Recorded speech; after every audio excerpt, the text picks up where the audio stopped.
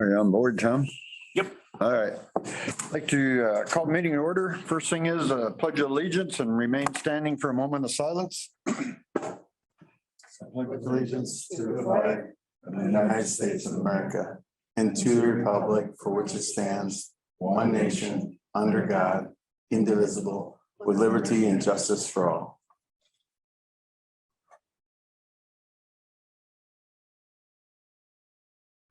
Thanks, everyone. Okay. Approval agenda, additions, corrections. Additions. We have a few things maybe under new business about our personnel meetings. And then I have an array of things that maybe I want to share with the council. I don't know, put that under new business too, maybe. Move to approve. Someone a second? Sorry. All in favor? Aye. Opposed, motion carried. Okay, approval of the last month's meeting minutes, additions, corrections. Make a motion to approve the minutes as submitted. Someone a second? I'll second it. All in favor? Aye. I oppose, motion carried.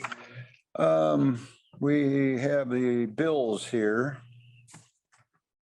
You have two bills here in front, one to point out anyway.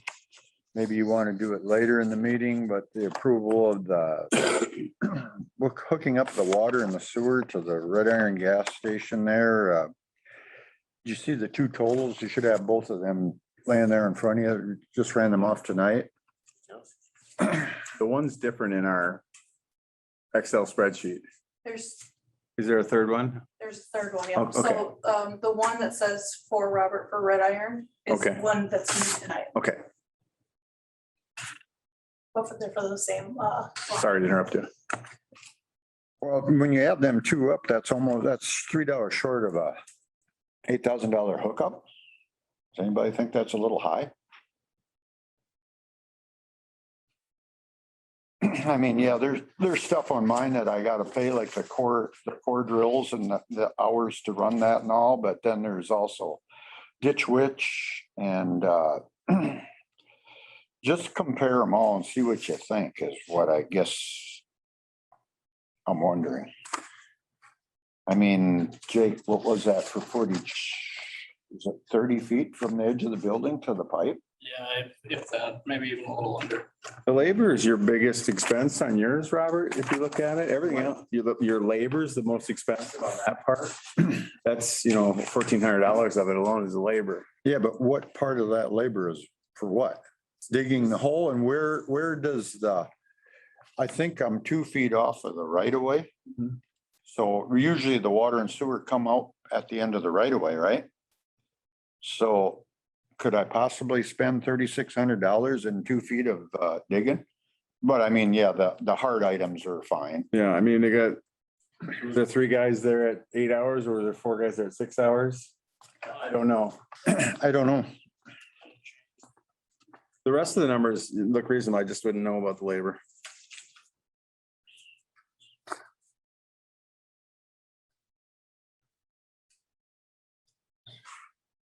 Because they got 50 feet of water line, but that's only $2.05 a foot, so that ain't too big an expenditure.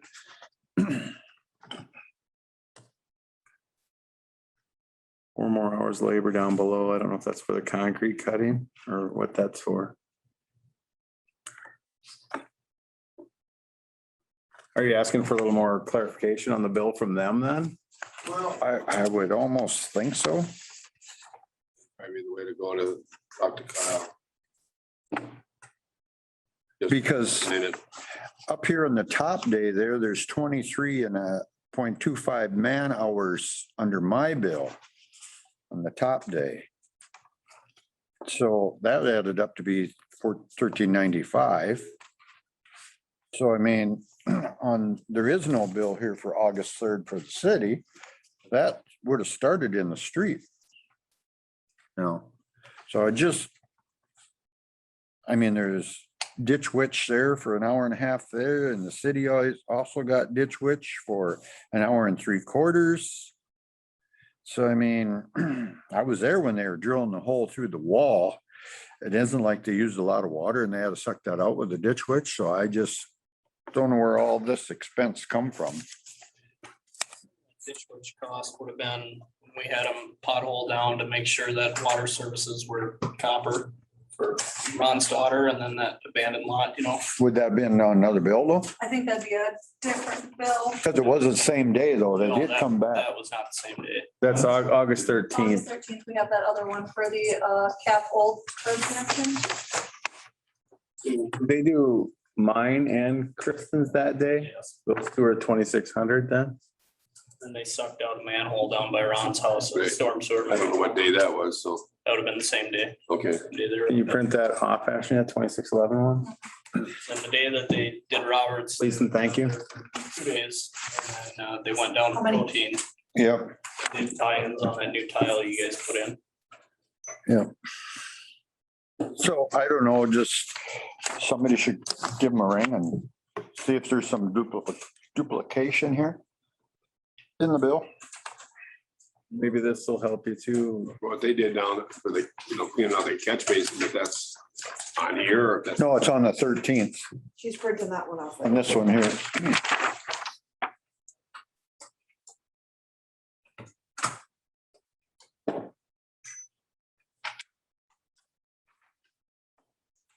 Ron, you want, Thank you. you're kind of like the big contact with them, want to give them, just ask them. Just that I wasn't around, and I mean, I wasn't around all that time when they were, I know. I was there down there when they cleaned out the catch basin. Oh, I know. Doesn't make any difference to me. Well, maybe Jake should tell him. He was on site most of the time, right? Yeah, I can give them a call. Just to make sure there wasn't doubling up. I see what you're saying. Where they were doubling, they didn't, they were Might have missed some. Yeah, doubling up without knowing it, but I mean, right, right. Well, I mean, does the hookup go behind the curb or behind the right of way? Because like I say, I'm only 2 feet off the right of way. I think I was a foot, and then when we went to dig it out, we moved it to the east, so I'm 2 feet off of the lot line now. Where's your shut off for that? Because we supply up to the meter, or up to the shut off. Okay, that's about 1.5 feet from the building. Right. Yeah, So the city's up to the shut off and the rest would be yours. yeah. Do they have to redo some more shut off there? I don't Pardon? know. Did they have to redo the shut off there? Or was it? our- No, well, they put it in and they put it up next to the building so it can be in the sidewalk, Right. so it's cemented in. With I think with a manhole. Oh, where did they have that cost there? I don't.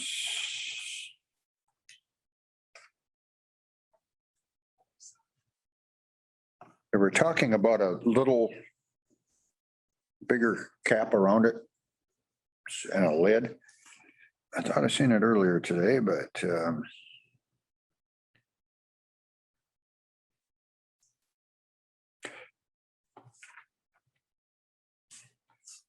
well, anyway, the best thing to do is have Jake call them. See what they can figure out.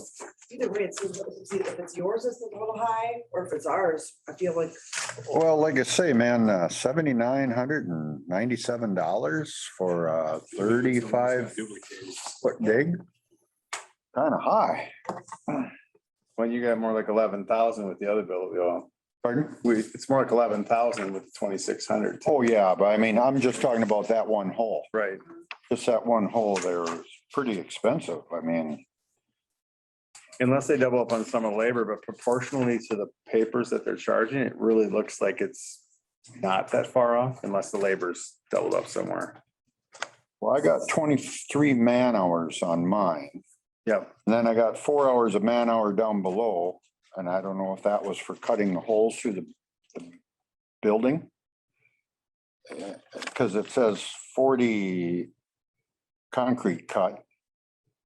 So that was 300, and then the man hours, that'd have been 540, and then up on top, the 2 drills, that'd have been 740, just to cut the 2 holes through the building. And so I don't know where them other 23 hours of man hours came on my bill. Just wondering. So, first thing we're gonna do is have Jake call me, Yeah. See what they can work out. Maybe you stop by someday, we could just, the two of us can meet with them and Yeah. Yeah. They gotta come up and look at permits. All right. Well, then on the rest of the bills, questions on the bills, or if not, somebody make a motion to approve. What's S Brothers? SESS, just curious. I don't know. That's all that truncated dome for the new sidewalks that were cut ramps and landings. Oh, That's who I went through to get all that. I called around to concrete companies in the area and they told me everything they had was already bid to a job, so just go straight to the supplier. Jake, do you remember what those two Menard tickets were for? There's two Menards bills. We don't really have a footnote on those for 325 and 268. So the 325 would be for everything I needed to do the sealer on the cold storage floor. Okay. And the 268, I would have to look at the receipt and I could explain it all to you. Cold storage, curbs, and then some shop supplies. It's like spray gun, ammonia. It's fine. She's been doing such a good job putting notes in there and those were the ones missing. Yep. Yeah, I'll just label the receipts a little bit better. Sure. How many signs did you get made from Sharp Line there? 12 or 13, and the ones that I had extra, I put up on the new house, Oh, okay. 530 Sherman. All right. Otherwise, the lagoon is signed and taken care of. And they were happy with that, right? Yeah, that was all she was looking for. Signs were quite expensive though, so hopefully they last us a good long while. Any other questions? If not, somebody make a motion to approve the bills then. I'll make a motion to approve the bills. Someone second? Second. All in favor? Aye, opposed, motion carried. Next, we have Chad here from M&M Insurance for our renewal. Chad? Hello, thanks for having me. Not a whole lot of difference between 2020 and 2021. In 2020, we had a valuation done on all the property in the city, so all of that was kind of up to standards as far as the amount of coverage. We did add some more coverage to the pond system to the tune of about $1 million worth of coverage. Added property at 530 Sherman Street for the house here recently. And the difference in premium, again, from last year to this year's 31,248. Last year was 31,030. Oh, That really? includes work comp and everything. The only real thing the league did this year, they really held off on doing any changes because of COVID. So that impact is going to be next year, where they're going to really catch up with inflation on buildings and things like that. I do know that's coming down the pipe. Work comp claims overall, not obviously for the city here, but increased greatly with PTSD claims. That's going to result in probably a 4% increase in work comp rates for people other than police. Police people are going to be seeing a 35% increase in their rate. Of course, we don't have to worry about that here because we don't pay the police department anymore. So this year, the only changes really were on auto. They got a 5% decrease in the property damage or collision and comp, if you will. And the auto liability rate increased 5%, which again resulted in basically a net impact of 0 for you guys. With that, do you guys have any questions? And I don't think the dividend is out yet. At least I didn't see it when I was looking at it. If we got a dividend or not this year. Do you remember what it was last year, the dividend? I don't, not off the top of my head. They do that 2 different levels, property and casualty, and then also work comp. And I don't know off the top of my head. I'd have to go back and look it up, what it was last year. That'll probably go away after next year or this year. Well, it's hard to say. Like I said, their work comp is really struggling because of about 2013, they started paying work comp claims on PTSD. So with this, different police things going on, many people are making those types of work comp claims, so, which can be very expensive. Well, if it's gonna, Treatments of it, I mean, if it's gonna go up 35%, even the sheriff's department will have we're that gonna cost pass in that there. cost on Yeah. to you guys We're gonna, yeah, For sure. at some point, Yep. because those officers are staffing us. yep. The only thing that really needs approval here at the meeting tonight is to waive that tort limit so that you can increase the liability coverage with that umbrella, which we always have done. And that just needs an approval at a city council meeting. I'll move to approve that. Someone a second? Second that. All in favor? Aye. Aye, opposed, motion carried. And I don't know, of course, if anybody has any questions, they know how to get a hold of me. Something comes up afterwards or whatnot. Robert, sign this. Does like the Blue Ridge County or does the sheriff's department in the state of Minnesota, do they use the league then too? I would guess so. Yeah, I don't know positively, but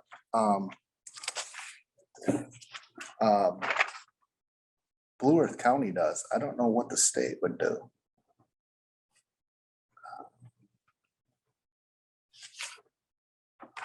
I would guess. Yeah. Chad, do you remember, and you can explain to me again, I can try. we have coverage on our equipment like a breakdown coverage, Yep. correct? Can you just touch on that again? Equipment breakdown coverage is gonna really happen, not necessarily for motorized equipment, but we're talking about furnaces and boilers and generators and things like that that have a mechanical failure. Lagoon pumps, Yep, yep, wells, correct. water towers. They fail. Yep, that's right. Okay, Mechanically, they're just gonna they're not gonna replace them, no. no, They're gonna but I fix mean, them. they'll fix them. Yep. Yeah. Yep. Yeah, okay. Let's say we took on, sorry, Robert, I was just thinking about the school. Let's say hypothetically, we took on the school, we owned that building and that had failure of boiler units like that, would that be covered? Yes. We'd obviously have to add quite a bit of coverage for that building.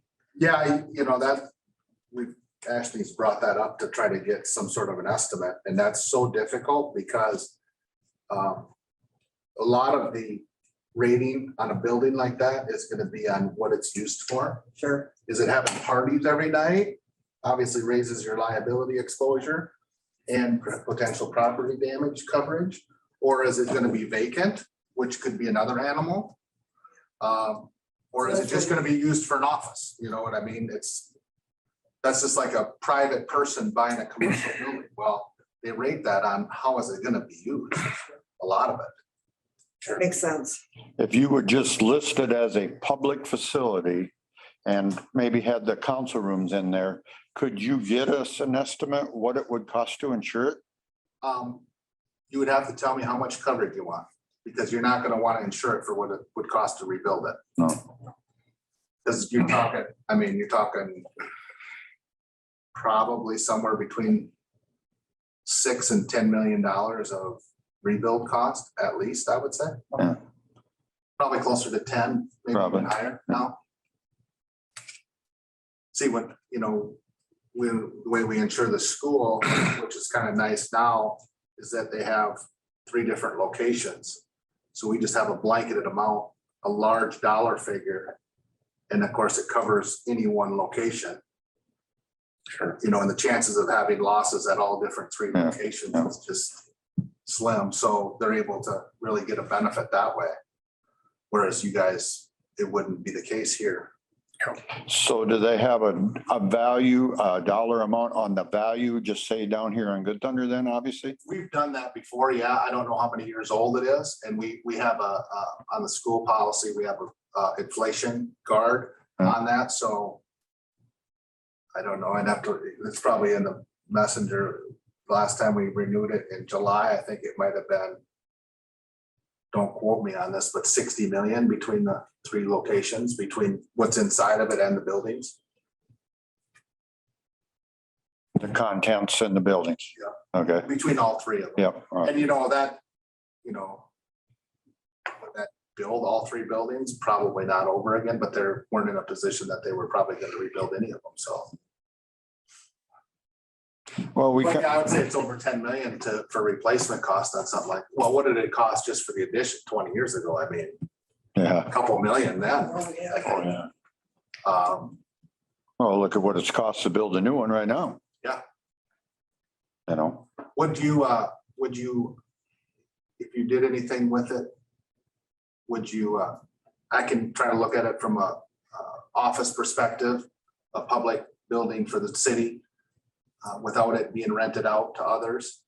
Maybe for, you know, if you use the gym for public walking or, you know, Community I don't know, center. stuff like that, maybe. Open gym night, maybe. Right, yeah, community rec type stuff. yeah, community rec would You be, can just give us like $1 million, $2 million, $3 million, just show where the leaks go up as you Yeah. increase coverage. And that would be good.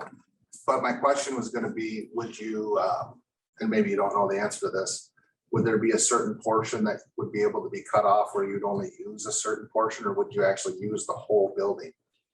well, that's what I was gonna ask. Just say the older portion, you know, that ground level older portion. Just say that we did something that there could be 6 individuals in those 6 rooms.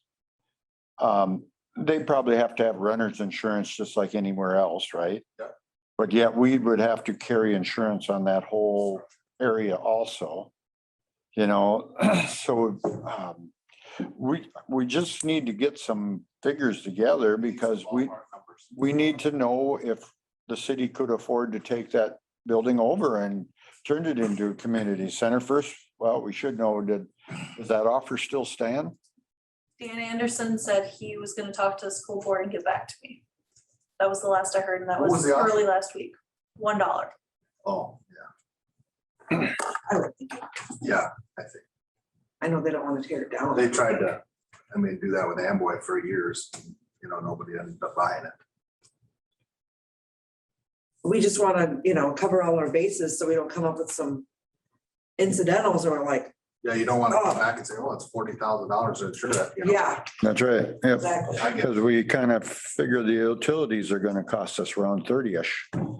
Heat it, cool it, keep it so it The doesn't. other thing you gotta think about is, and maybe Jim was onto this with lowering the amount of coverage, but if you only bought it for $1 and something happened to it, would you really be out anything? Not really. Other than tear down. Other than, yeah, demolition, which is quite expensive. Right. Building Yeah, like that. probably cost you $250,000 to tear it Oh, down yeah, probably. or more. I can't remember what they had in the budget for tearing it down. They had $1 million for all 3 facilities, which I thought seemed really light. Yeah, because Mapleton is a big building. They must have got that bid somewhere though. Yeah. So I can just look at it from a, you know, bird's eye view of, you know, thinking now that I know what you guys are thinking about potentially different options to insure it. And see what kind of rates I'll give you per 1,000 on a community use, public use building like that. Hmm. And then also potentially on that one wing, having people utilize those spaces for whatever they decide. And they're gonna ask me what for, and I'm gonna say, let's just use it and say somebody uses an office for their construction company, somebody uses one for Storage. repainting their furniture, whatever the heck they want to use it for. Any array of Yeah, right, possibilities. yeah. I should be able to have that in a couple days. All righty. That would give us at least an idea or a starting point. Yep. Thank you, guys. All right, that is. Yeah. Thank you. Okay, we have Mike Stahlberger from Blue Earth County Elections. Yes, good afternoon, good evening, folks. My name is Mike Stahlberger. I'm Director of Property and Environmental Resources for Blue Earth County. Am I okay for your web presence or okay over here?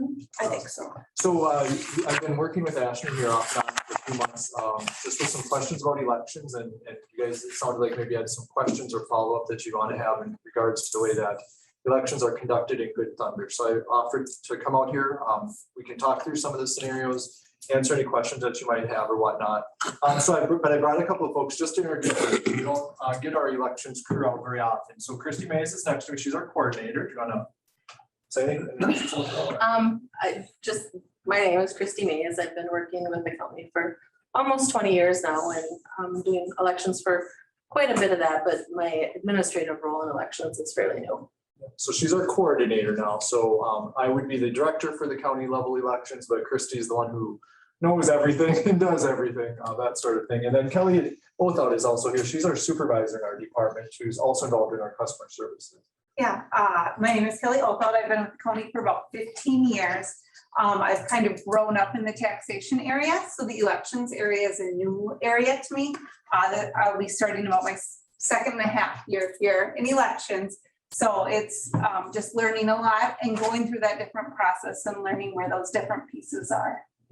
So we'd be the elections team generally, and then what we do is during an election season, we bring in a fair number of temporary staff that are either election judges, so from our community, or else we also have some folks that have retired from an election sort of position and they come and work with us.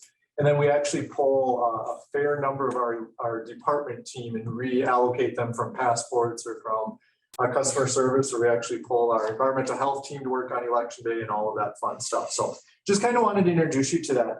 We have a series of handouts, some slides that we prepared that we've used in other presentations when we talked about mail balloting. I can go ahead and hand them out. And so what we're going to do is we'll just kind of walk through some of this information. We won't necessarily cover it all in detail. But of course, if you have any questions as we work through it, let us know that. We can, if that's all right with you, Mr. Mayor, we'll just answer the questions on the spot. If you have anything like that. So we'll let those get out a little bit further. So we'll, what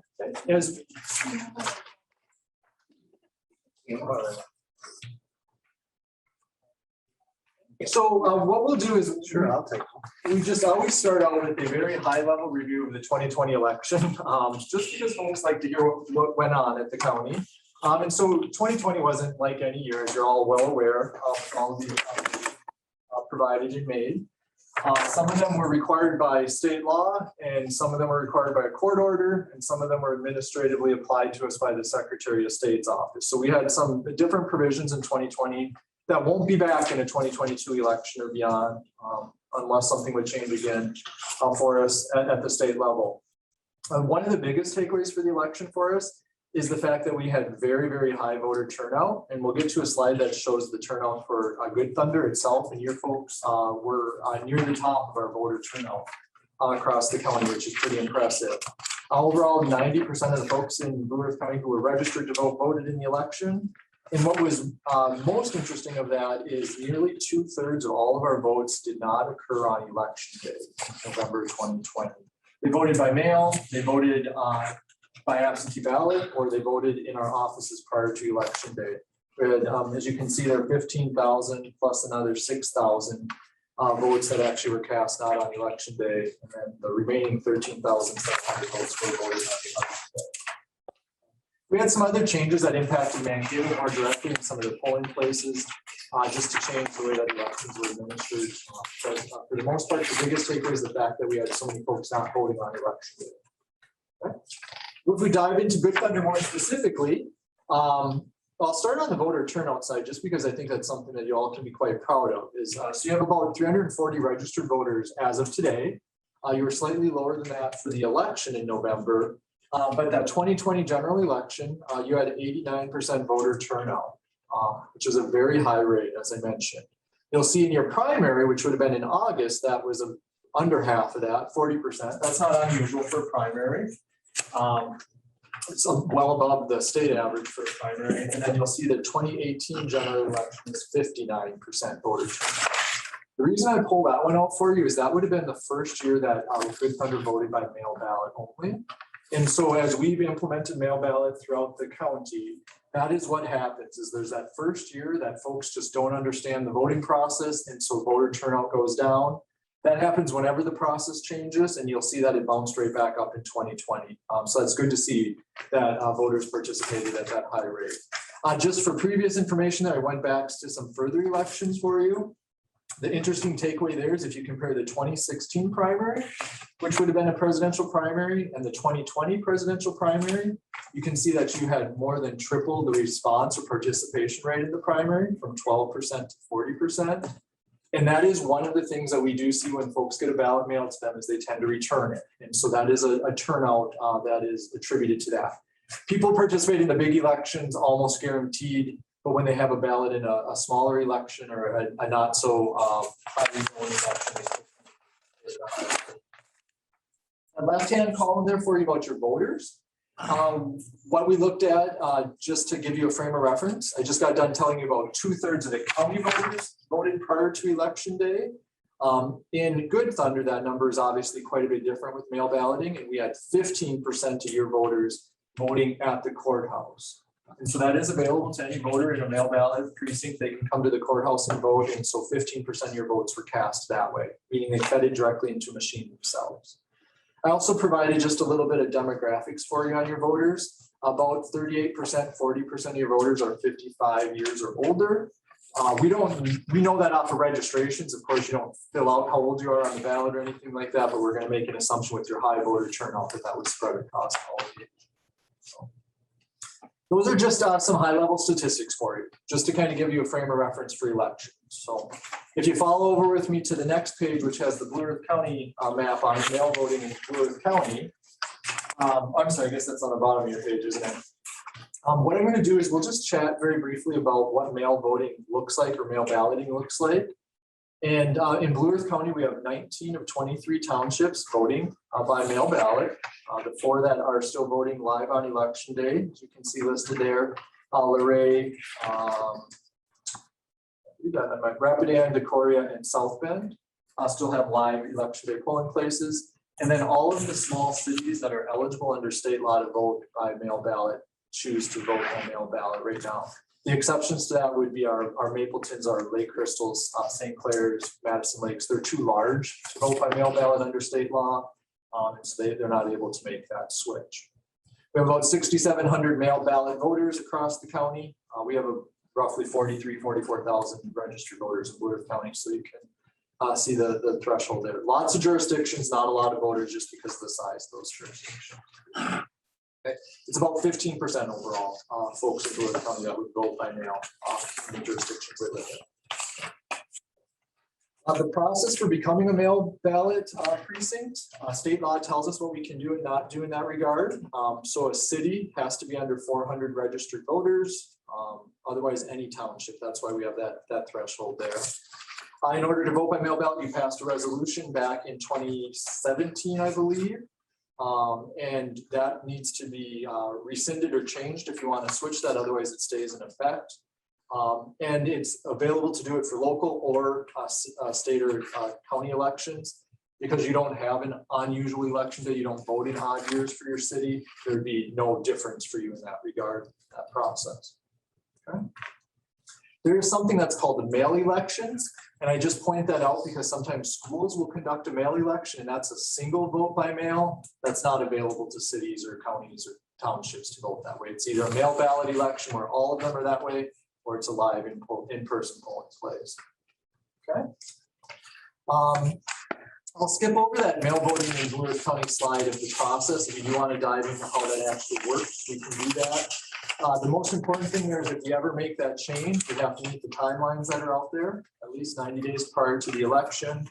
We have to declare polling places, which are by December 31st. And then there's also a significant amount of notice requirements whenever you make a change in process. Notifying voters, posting notices, publishing notices, and whatnot. So we can go into that detail if you all want to hear that at all.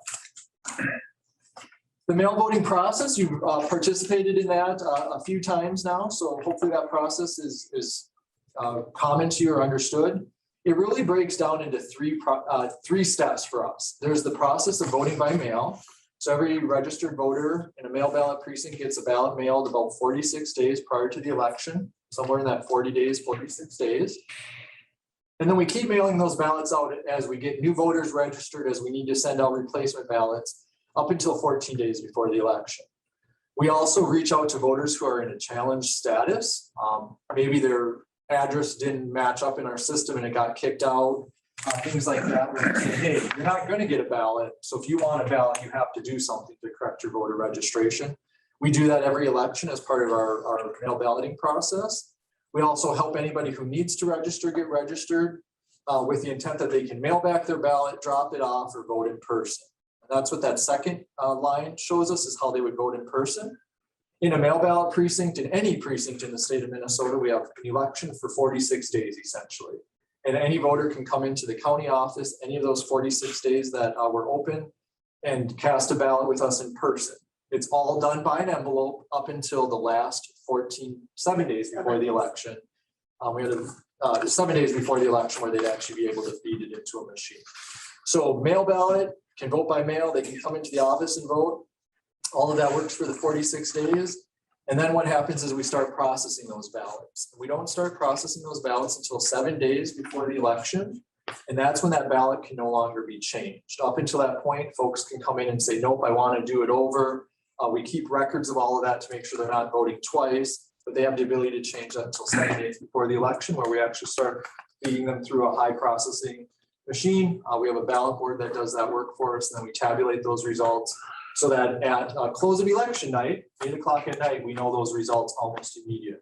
It's very close to that. So whenever you watch that stuff at home, the first results that you see on election night are all of our mail ballots that have come back, because those are the quickest results we have available to us. That's the process in a nutshell. I will definitely pause there and see if anybody has any questions about that. Your experiences have been different or something like that?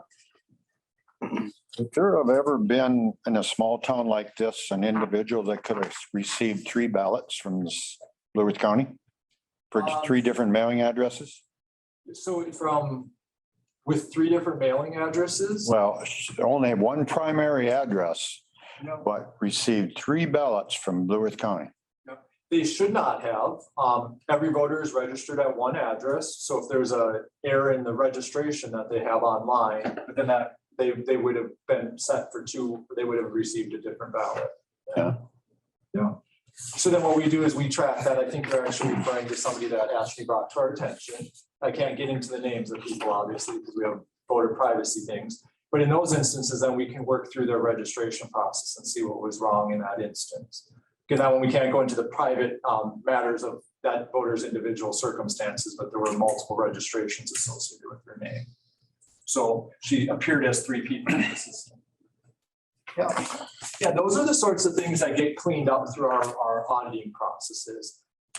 She would have, the voter, I should be saying, would have used identifying information that would have been matched, that would have been caught through our audits. Yeah. Michael, you wouldn't have to know what the turnout was prior to the 2017 resolution, what Good Thunder typically had for in-person voting? Yep, so that's listed, if you go back to the slide that had Good Thunder City on the top, voter turnout. Right. If you go to that polling place column on the right, you'll see that in the 2014 general election, you have 72% of your registered voters voting. Primary was 12%, 89, and I didn't go back past 14. So really from 2016 to 20, it didn't change. It did not, no. Wow. Like I said, you have a very high voter turnout. Where you notice the changes in the primary, in that election that a lot of people ignore, because they had a ballot, they returned the ballot. Yeah, that makes That's sense. 40% is a extremely high rate. You have a high voter engagement. Any other questions there? Well, I think this came about because we thought we had so many more people that wanted to vote in person, but these numbers show that we have better turnout by mail-in. A lot of the questions we heard is they wanted to deliver the ballot. We had a lot of people delivering ballots in person, and that option exists. Yep, and so that's where we saw a lot of it, is folks return the ballot. You had 15% of your voters show up to vote in our polling place, which is the county courthouse. But otherwise, the rest of them came back in mail or in drop-offs. We had a ton of drop-offs.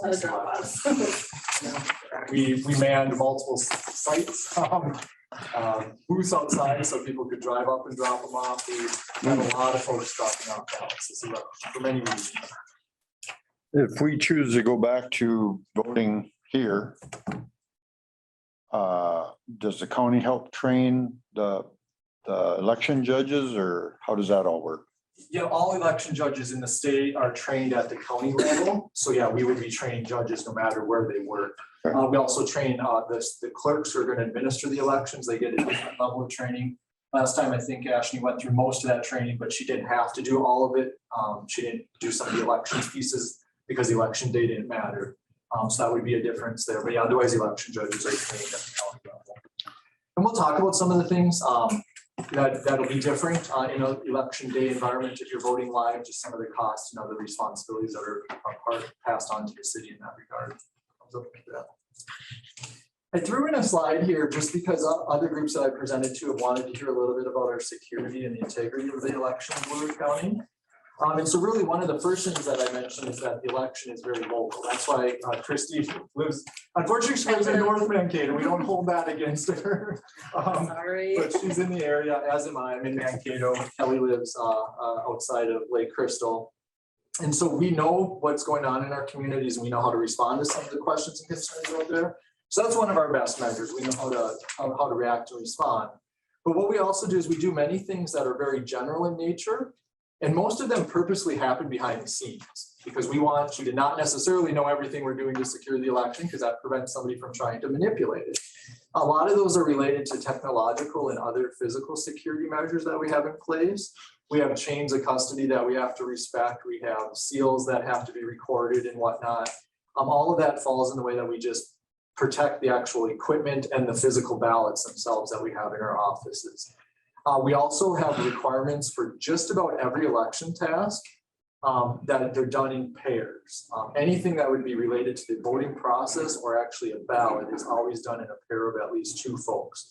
2 election judges, 2 ballot board members, 2 staffers, or it's always done in pairs. So we have at least somebody else who's always watching each other's actions. We're also required to conduct post-election reviews. What that is a physical recount of the ballots that have been cast. The state requires us to do that for a statistically significant number of jurisdictions and ballots. And so I'm blanking right now on the jurisdictions we pulled this last round. It's a random sample. Yeah, we had 16 and 17 and some of the townships. one of the townships, I can't remember which one. Yep. So what we do in that instance. Precinct 8, I think, as well. We pull all of those ballots. We have pairs of judges. We probably had multiple teams doing those. Those are some larger jurisdictions. Yeah. And they actually go through that ballot and count certain races, all of the federal races. And sometimes it's the state races if like a governor's on the ballot, and they manually count that and make sure that their number matches exactly to what the machine said it should have been.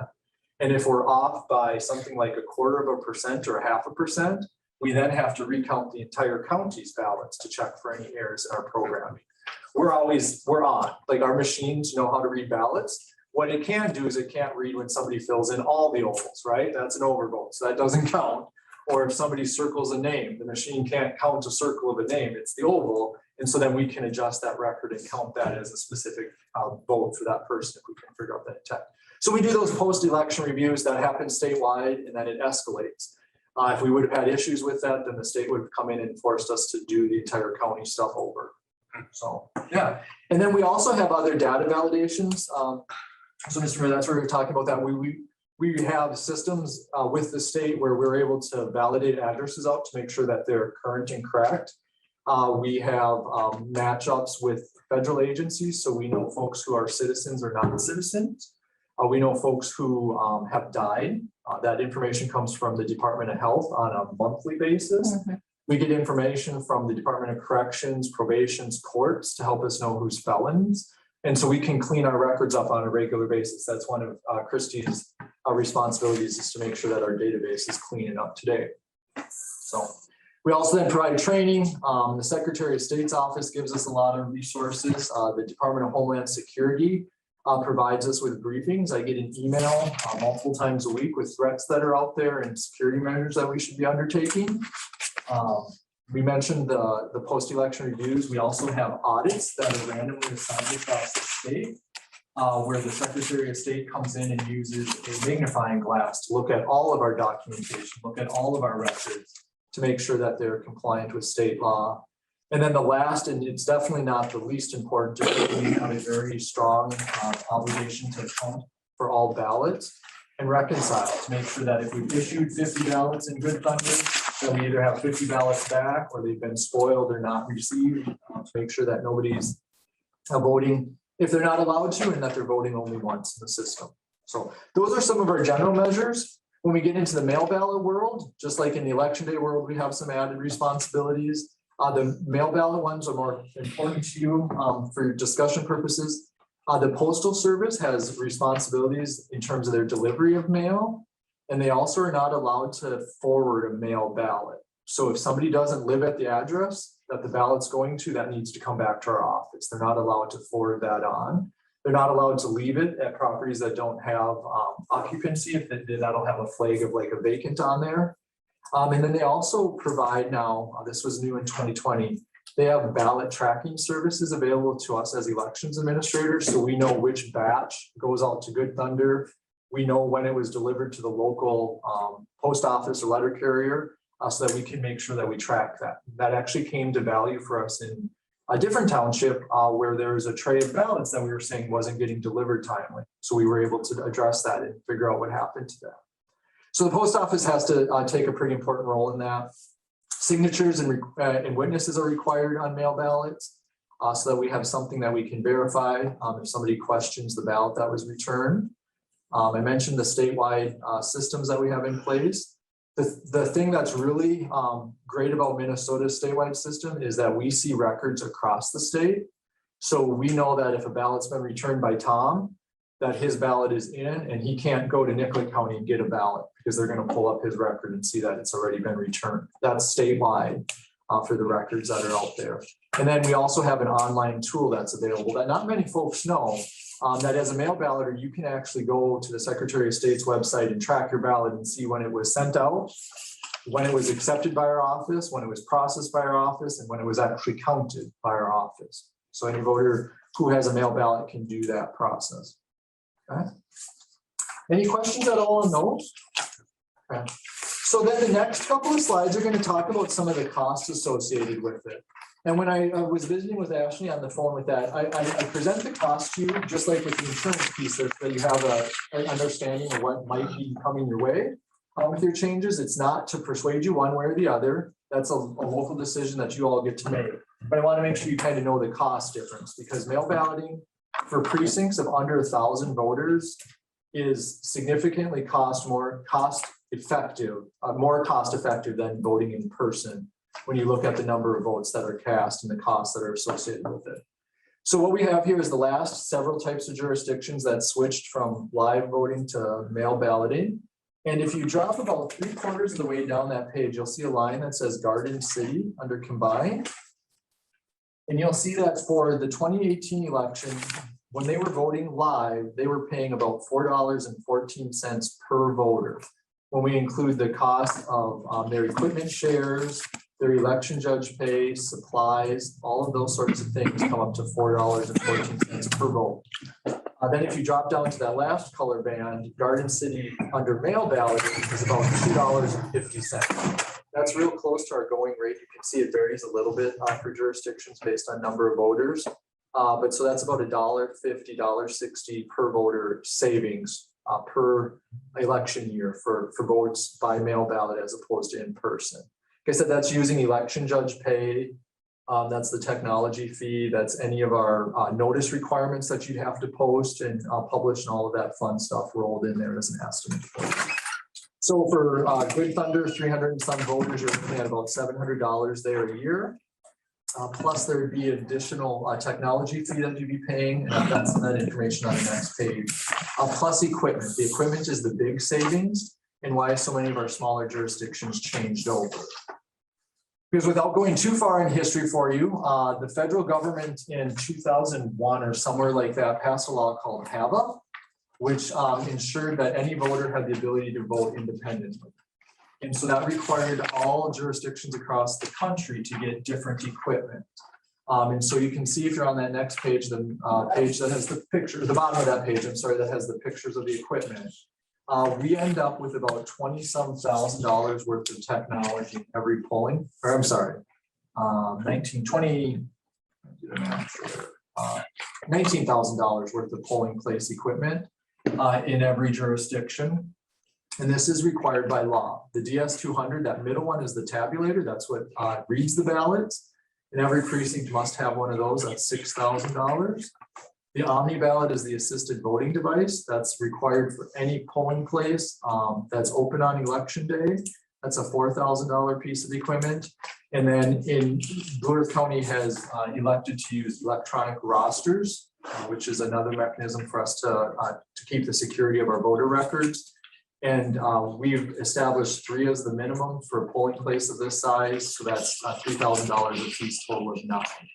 So that $19,000 cost would need to be picked up by the city for an election if you're going to operate in live environment. Once we get you with your equipment established, you start paying a $500 a year fee instead of a $100 a year fee, which is what you currently pay. And what that does is that replaces your equipment for the next purchase in about 10 or 12 years. That's about the lifetime of this equipment. And so then we use that money, we charge you in advance so that you don't have a one-time fee. But when you switch over, there's the one-time fee of that. That also doesn't include any sorts of supplies that you might have to have, like voting booths. That's what I added, about $500 for that.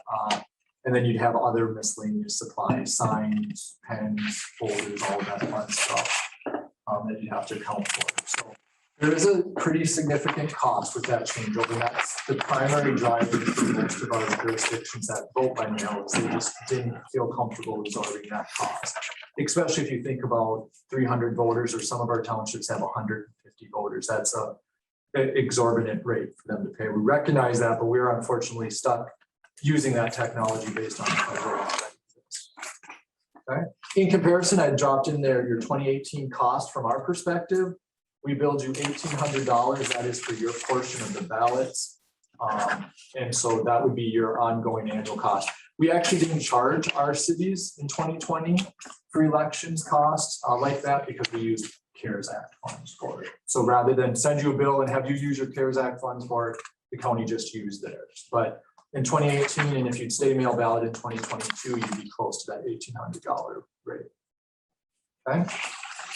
I was just gonna ask, so in the past, we did have like an old, the clunker voting machine kind of thing. No. So when we quit doing this, we didn't have the other equipment. So has that changed recently, or?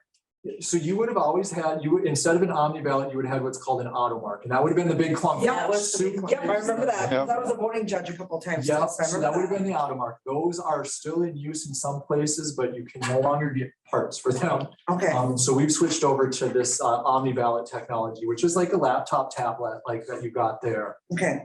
So that was still in the place. You just didn't think of it the same way. Sure. You would have had an equivalent of the DS-200. It would have been called the M100. That was a suitcase. Yep, and that would have been a small black suitcase. Okay. Yep. What's new is the electronic rosters. Okay. And those were added at the county decided to add those because what those allow us to do is to track the voters all the way through election day. So when you were a judge, you would use a paper roster and checked off names and signatures. This now changes that so it's electronic. So up until the day of the election and through the day of the election, we can push new information. So I keep using Tom because I know Tom. So if Tom turns in a mail ballot and tries to come vote in person, this catches him, whereas under the old process in paper, if we don't call you timely enough, he could have come in, fed a ballot into your machine, and now he's voted twice, and there's nothing we can do but prosecute Tom. Yeah. It's a felony, so those are new. Voters love them because they give them that added piece of security.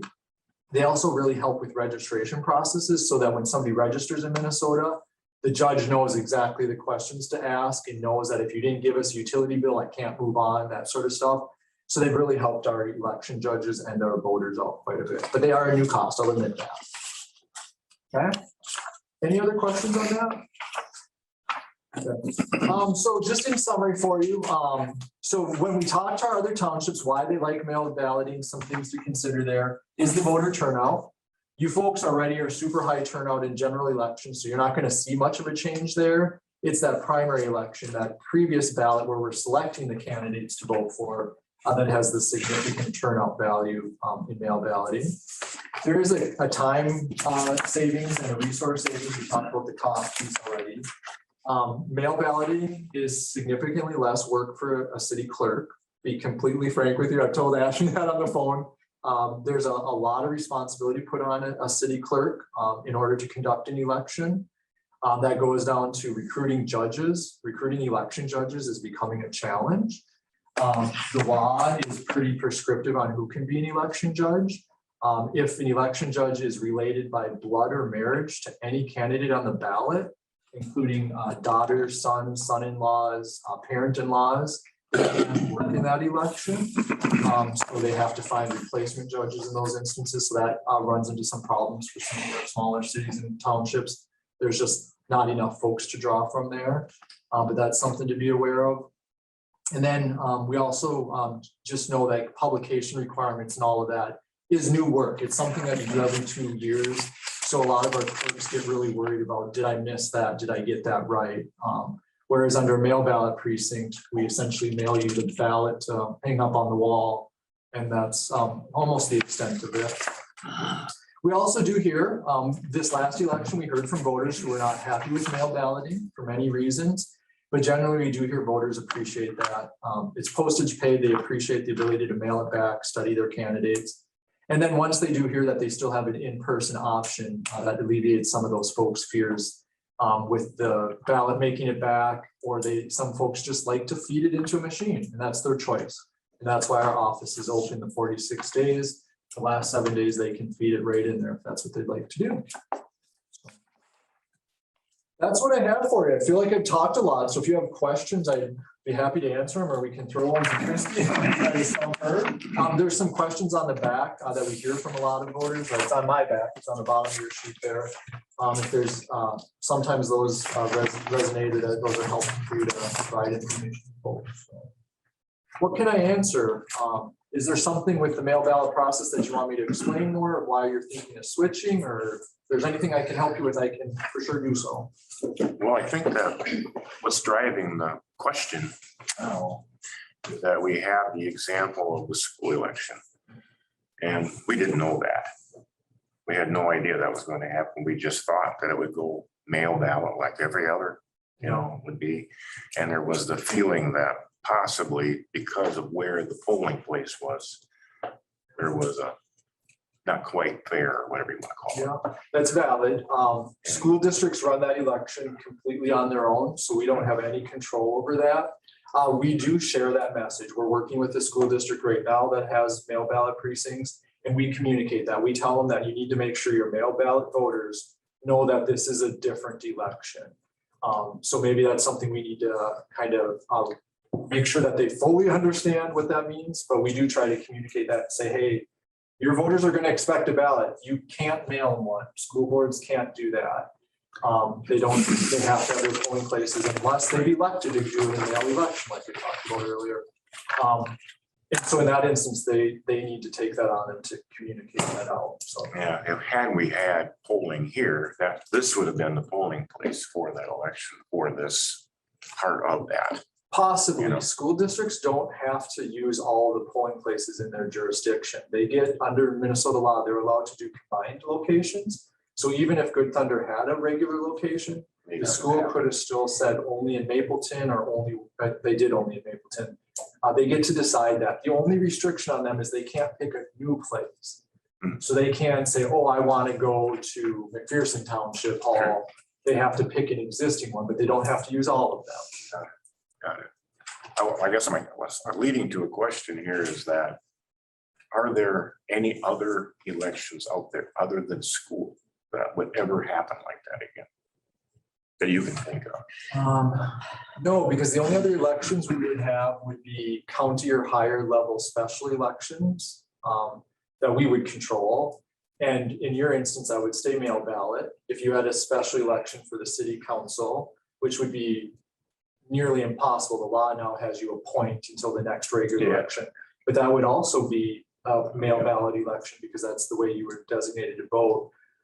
So no, that it's only a school district, and that's the mechanism of the law for schools, that they get to decide their type of election and where they handle the election. And they have to pay for it all. Yeah, that's a good point. Yeah, so they It doesn't, it's not any taxpayer dollars because the school district has to pay for their own election if they should choose to hold it in a non-state general election. Or cycle. And, you know, we understand too, I think all of us, or most of us here in this room, like mail-in. Well, 9 out of 10 of you voted, so we can count off and figure out who did it. A lot of comments regarding the school election, you know, we should be going back so we can have that election here, but it doesn't really sound like it's up to us either. So that's really good. I'm glad to hear that question because there would have been no guarantee with you having a polling place here that the school would have done it. I can't speak for them. I don't know if they would have, but they wouldn't have been obligated to do that. Right. Good to know. Chances are not anyway. We have 3 school elections going this year, and all of them have, I shouldn't say all of them because I'm not sure about New Ulm, but all of them have combined polling places, so they're at the school, they're not at the polling places. Because they're struggling with some of the things we just talked about. They can't get election judges, so they have 1 location or 2 locations so that they can staff them. Right. They don't want to have all of the equipment. They don't have to have tabulators if they don't want to. They don't want to have all of those omni ballots out there and all of that, so they combine it. Right. Because their only restrictions, they can't pick a new place. They can't go somewhere random, but they can narrow it down to as few as they want.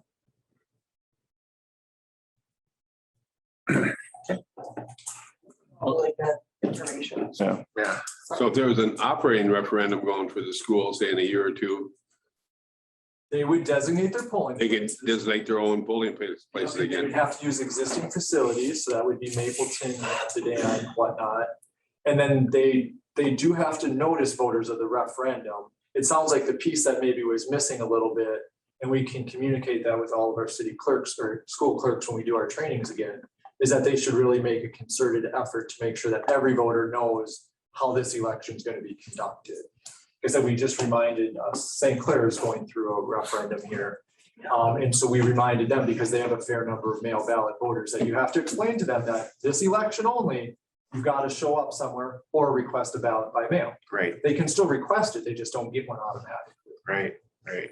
I think with this, the school election, we received a lot of paperwork about it. I mean, there was, ballots and whatever, sample ballots and whatever. And Yeah, I would agree. There was a lot of there was a notes. lot, I mean, some people complained there was too much, but there was a lot of information, so. Yeah, they're required to notice. Yeah. A couple of different ways, so. Yeah.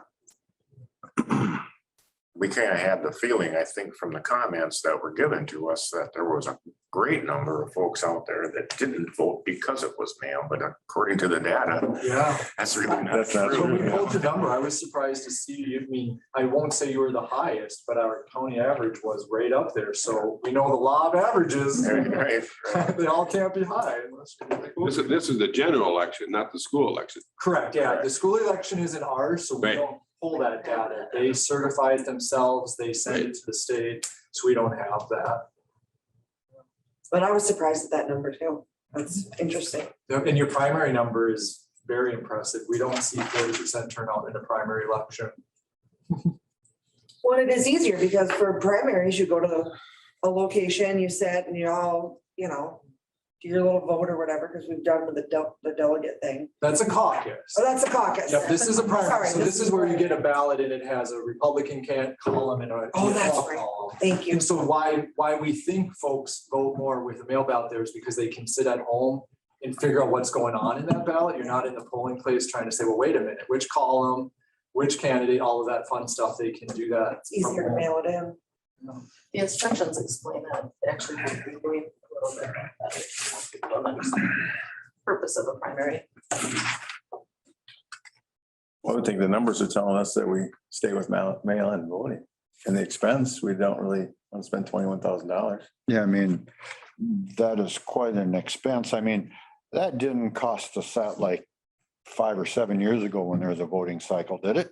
It probably, what's new is the poll pads. But the other equipment, really, elections equipment doesn't get more expensive, but it also doesn't get cheaper. So the tablet and the omni ballot, or not the tablet, I'm sorry, the tabulator and the omni ballot would have been roughly the same price.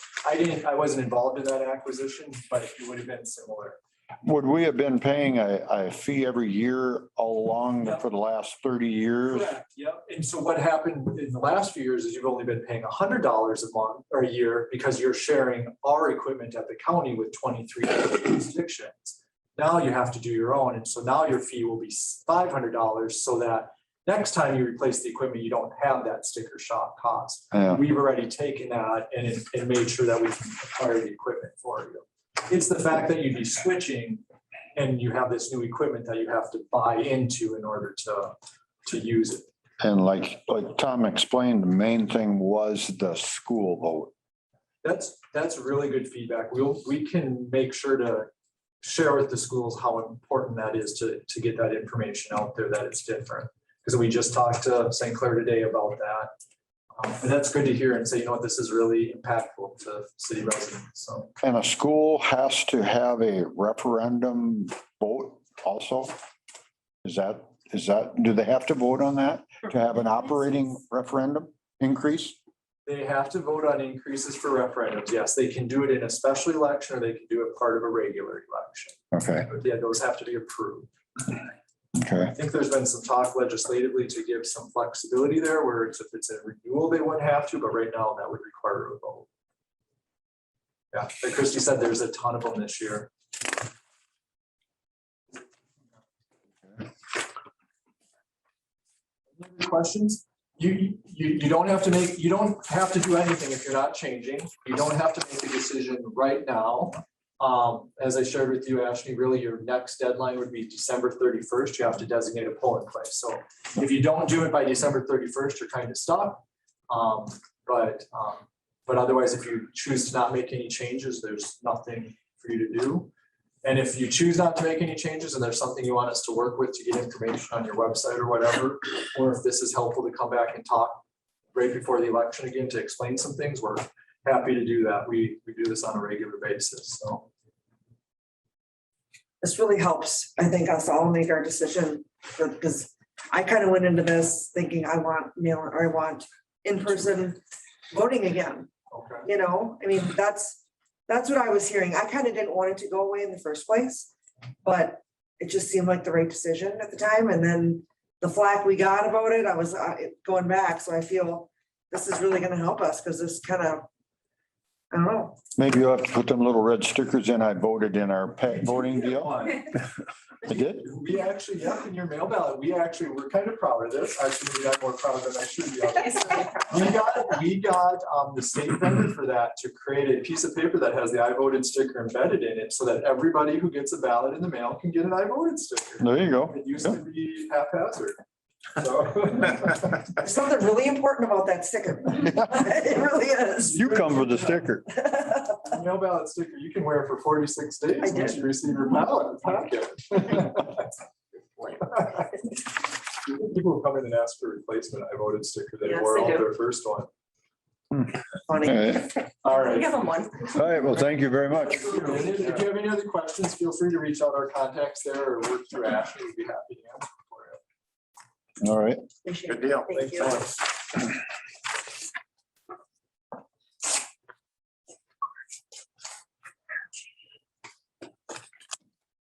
We can move on to sheriff's report. We had 69 and a half total hours. Deputy Gerke is going to be our primary liaison now. Yep. Thank you. And Thank you. Kyle got a promotion, and he is heading up a lot of other things right now. But Nicole has been very good for the community. She's around a lot. She's really taking it on, so they're gonna transition her over to be our primary. Kyle will still be around, but he'd like things to funnel through her, and if, start with her, and if we need to go higher, we can, but. So Well, tell him congratulations. I did when he called. And my dealings with Nicole have been really good, so. Officer, Any questions for about sheriff? If not, okay, we can move on to fire chief. Phil? Did we have Yeah. I missed it or I can't find it. So, Brian Beckel has officially retired after his 20 years in the fire department as of August 17th, 2021. The fire department is requesting approval for Eli Depute to join the fire department as of July 20th, 2021. So they just need that approved. So move. Second. All in favor? Aye. Aye, opposed, motion carried. They had 4 medicals in August. Fire Prevention Week will be October 7th at the school in Good Thunder. And they have received a 50-50 matching grant from the DNR, which will cover 3 radios and 4 pagers. The city's portion and the DNR's portion is about $4,914. That's not bad. And there's no talk of a pancake breakfast each. There is talk of it, but nothing in stone because we're waiting on. Oh, we should know something hopefully by next. Okay. We have to approve Brian's retirement too. We do that or not? Suppose we should accept it. Accept it. Yeah. So I'll make the motion to accept Brian's retirement. Someone second, I'll second it. all in favor? Aye, opposed, motion carried. Thank him for his 20 years. Move to approve Eli. Tom made it? Oh, we did that. We We did. did it already. Yeah. I did it right away. You must have been outside. Sorry. It's about 3 minutes ago. All right, that under fire department? We're good? Yep. Street update, Jacob? Not a whole lot going on as far as new business in the street department. I have pallet racking in picked up from private party over in Truman. Looks like some good stuff and able to get things up off the ground now. Still need to get the walls done in there. Just need to talk to Jim when he gets time. I know he's been busy. He's kind of coming toward the end of his season, but we'll get a time that works out for him to get in there and spray that all down. Mariano came into town today after being out for a week and a half, so that was good to see him back. Hopefully by the end of this week, we can see the end in sight as far as sidewalks, curbs, and retaining walls go. As long as he sticks around and we keep ahead of him. So still trying to sweep every Friday now, especially with these leaves. Hopefully we don't get too much rain tonight because I noticed there's quite a bit in the gutter today, but didn't have a whole lot of time to get out and sweep. So, but I'm sticking with a Friday schedule for sweeping. I think that's a good thing to carry on with. Keep these catch basins as clean as I can. All right. We are gonna get another load of class 5. Gonna just dump it down on the street, so we don't have to go back and forth. Just get it down there close to the location. We might be going just 2 panels farther with our gutter removal. Because in looking today, in front of the new steps that we put for that rental house, the gutters broke right there. So if we went 2 more panels, we could get rid of a broken area that could miss a line in the future. So I guess maybe 2 more panels to make it 100%. As far as patching all that, I guess we should see if that's maybe still an option for this year, because there's gonna be. Yeah, I talked to Robert, we'll do it like after we get all the curbs and stuff done. Okay. And then, and not go full bore like we maybe normally would, because we do it earlier in the year. Okay. And then next spring, we'll get at it quicker and then get all done before seal coating. Okay. Yeah, but yeah, they'll be in there this fall here yet. And Okay, good deal. I say not get Yeah, some things that. but at least take care of that. Oh, yeah, no, right, all that, any of that kind of stuff we had taken care of. Yep. Okay. Yep. All right. I have a question on Frank's rental property down there. The steps they put in, the railings, are you putting them back in or does Mariano? The renter has been staying in New Ulm because she can't get in the house because there's no handrails and she's had some issues. So I just didn't know who's responsible for putting those back on, I guess. I think the landowner would be pretty much responsible pretty soon. I mean, my help took them off and I mean, I think as far as on his steps, yeah, Darren, but then the step that we added, I know she had a broken foot or something, so that would be something. Would the city provide a railing on the boulevard? Would we want one on the boulevard because Well, I of don't know snow? if we want, yeah. That you're looking for trouble there. Yeah, I mean, we ended up having to put a step in just because the grade down to the street was significant. There's no other way around it. It would either be a ramp like this or one step, so. That was the route we took. I guess at this point, I would say it's a homeowner's responsibility to put the railings back on. So. Anything else? Any other questions for Jake? Anybody? If not, we can move along to clerk treasurer update. Oh, zoning permits. We had a couple zoning permits.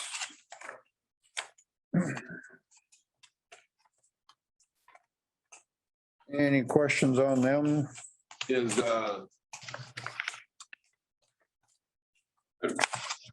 garage, is that fit the lot? Measurement wise, Garage. I don't put in the garage up, Oh, yeah, it fits a lot. it does. Square footage wise, as far as not use up too much of the property. There wasn't any drawings out here, Right. that was my main concern. Thing was, It wasn't all buildings instead of,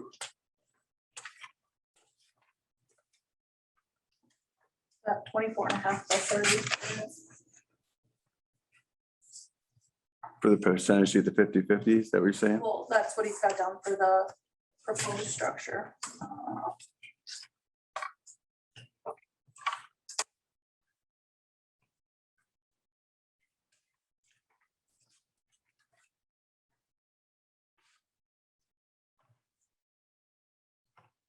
And Jim's curb cut, you're gonna cut it or replace it? Replace it. you know, they cut. I mean, his looks good, that cutting down there. I don't know. I guess we could try to cut it. I don't know, I mean, that's just. The one that they cut at the end of Sherman there, that's got a 1-inch lip in it. That doesn't make ADA. So that's gonna have to be ground down some more. You know, Yeah, I mean, it wouldn't affect mine, but I mean, Sidewalk cut, you mean, but. Yeah. But no, I don't know. I guess I looked like his was pretty much, were they able to cut that with a 14-inch saw? Cause it's, really? cut it with the cutoff saw he's cutting all the stuff with. Okay. Yeah. Yeah, we can try to cut it, but I don't know, it looks like it's, they're solid. Yep, they're not broke up or anything. unless you really look at it, you can't tell, I mean, you're talking another year or so, you can tell if it's a cut or not. It just, once it gets colored back in and. I was gonna ask Jim, to that building you have down there, is there water going to that building or no? There's water to the office.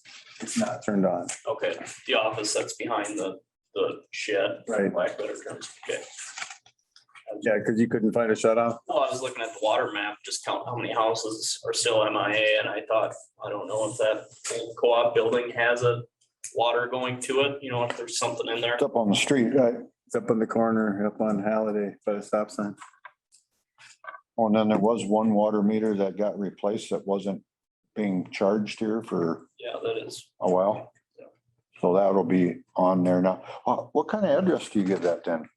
Because there's, Whatever, I don't know, whatever UPS is using, I suppose, because they have medication delivered up there daily. oh yeah, I have an address already. It's 937 Sherman, I think is what it was. Yeah, it must just be descripted as like back door or something outside. any questions on the permits? If not, somebody make a motion to approve. Yeah, he's only about 30-some% of coverage, so there's a lot of coverage yet.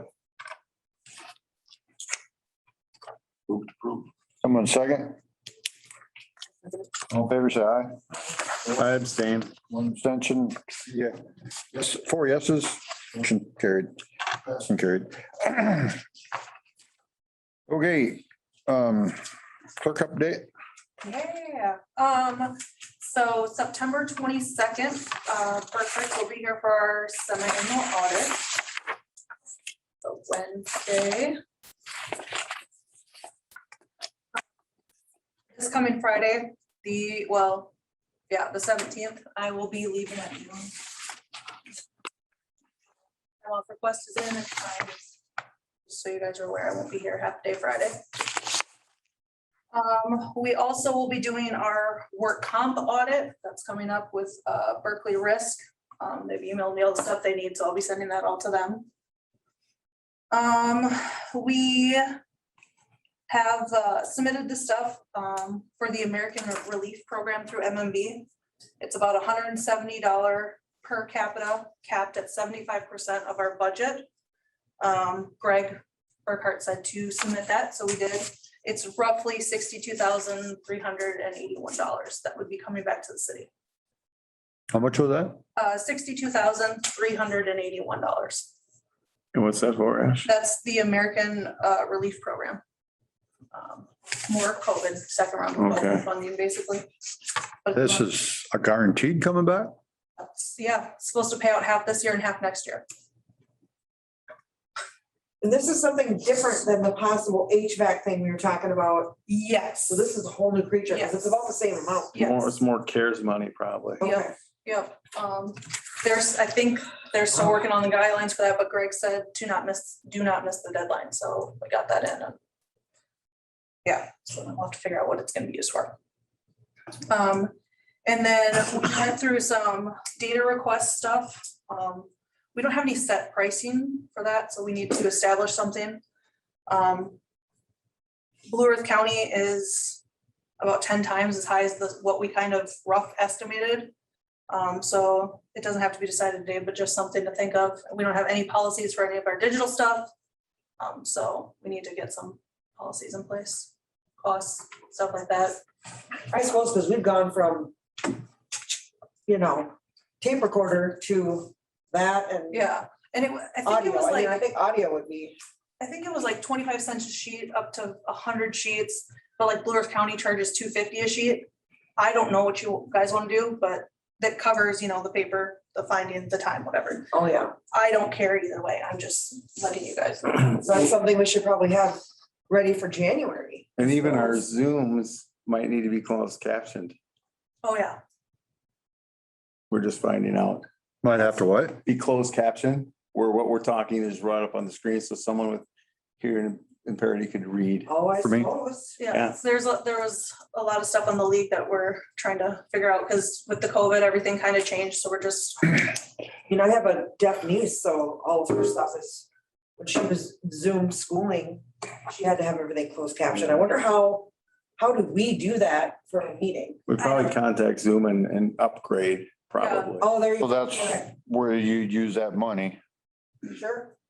It probably won't cost that much to upgrade Zoom though. yeah, But it's just, we pivoted quickly into a Zoom, which we thought was great, and then we come to find out that there's all kinds of things we don't know about that we're I mean, supposed to be even doing. though we're making it more available, to more people are involved than before. when they save to get them re-uploaded, I was uploading one to something and I left on Friday and it was at 28% and I got back on Tuesday. Computer didn't shut down, didn't go to sleep, and it was at like 38%. So, and that was from Friday to Tuesday. So And that's a newer computer. yeah, so I mean, if we don't have the right program, I'm not sure. It's a work in progress. I'm trying, but just so you guys are We should aware. really only have to do it digital, audio, not video. Yeah, I mean, I think that's a policy you guys will have to. I think we should, can we put that in for can we get that on the agenda for maybe December? So we maybe try and figure out what kind of policy we want. Like just So we can have a policy for charging and have it be, digital audio only and not video, because unless there's some way we can do that, but we should probably have that figured out and have a charging whatever by January. A fee schedule. Fee schedule, thank you. I can't think tonight very well. do we have another budget workshop that we could figure that in there, or Do we have to keep doing this Zoom thing? I don't know, if we have to, but by the attendance, it sure looks like people are attending, so I would keep doing it. And it is probably really nice for the individual that has to drive from the Maple River Messenger to not have to. Yeah, I know, but I mean, it just seems like there'd be more interest if people were here, you know? Oh, I agree. I mean, they're on there, but are they really paying attention to what we're all saying here? I think they are. For the 6 years I've been involved, we played to an audience of 0 unless something came up all the time. You know, Ron was here before you were on council, but there was really nobody here, you know? Wow, it finally shut off. Do you realize that thing has not shut off since we got here? It's been running the whole I time. wasn't paying attention. There's something wrong with it or what? Don't know. It wasn't working one day, so. I mean, it's finally shut off. They were here in the fall and looked at it, I'm not sure. I'll be here again this fall because we have an annual thing to come. Well, if we have to do that and get a fee to remake it all, you know, let's get worked out and try to get it inactive by the 1st of January. And I think it should just be the digital audio and not the video. I think the video is too hard. That's hours of a video to download. Well, then the person has to have the right MP3, MP4, or whatever format Yeah, or download Zoom to watch it too sometimes. Well, if it's audio or video, it's the same length of time, right? Correct. Same thing. But the video takes way longer to load than the audio file. more RAM and more storage, and it's a huge file. I just did little 15-second files for my neighbor for her projection system for Halloween. And it took me like a half an hour, and they were 15-second videos, 5 of them. So sometimes it just depends on what it is. I would think that would take a while. I don't know. I've never converted a Zoom file to a thing. I can help you out. Can you? Well, we just also have to make sure that you've got your personnel policy separated from your meeting too. You stop your Zoom, you know, or if there's a recording of it, because if they're attached, that's not public. No, you wouldn't even turn it on for that, right? No, I'm sure you've got some kind of recording for it. You know, You just take written minutes like you always have? I don't know if we have a current digital recorder. This is the best digital recorder you can get right here.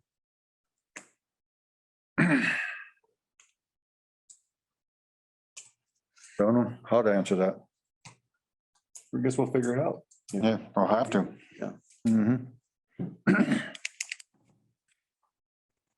That's all I have.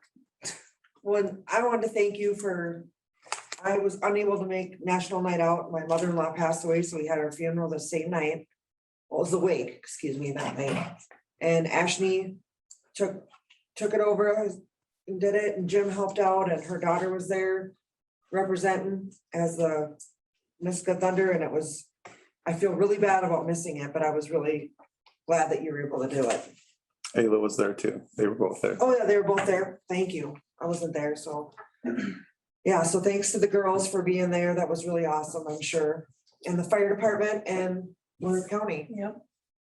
And our Jersey Sweet Spots for coming. How many treats did you do again? I know you have dollar amount in the bills, but that just tells you how many kids were there. I'm really disappointed. It was around 100, I believe. About the same amount. It was about 300 last year, wasn't it? Yeah. Thank you. I felt really bad about not being there. Maybe the people that are attending the meeting right now could just type in their chat and actually could see if they enjoy the Zoom, if they are taking, you know, if they're paying attention or if they're just attending. You know, they could write something in the chat and we can see what their comments are.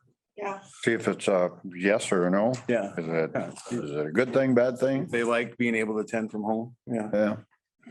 I know when, Yes, taking notes and recording the audio too. I like when, like some of our training for like the league stuff is on Zoom because they don't have to go places. And that's me personally, because just going to St. Cloud and staying up there is kind of a headache, but. So we have 2 comments. If other people are, you know, in on our Zoom meeting, if you just want to put a comment down there, whether or not you like this, that'd be great. I know I got zoomed out in 2020. Just, we had so many Zooms for everything. So I mean, To, our audio is very good to them people at home. It's so good that if we click our pens, it annoys them. Really? Yeah. So when we shuffle papers and click pens, they can hear it like it's right next to their ear. Okay. Tracy says thumbs up. Or turn pages. Or turn pages. Maureen says to keep it. All right. Okay. Thank you. Just know, you know. Now we're down to community comment. Anyone that would like to address the council on any issues? Can you hear me? Yep. Robert, I have a question in regards to the school building.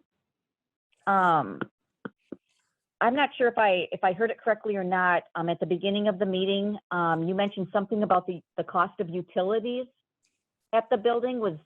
Did you say something about like 30,000 or something?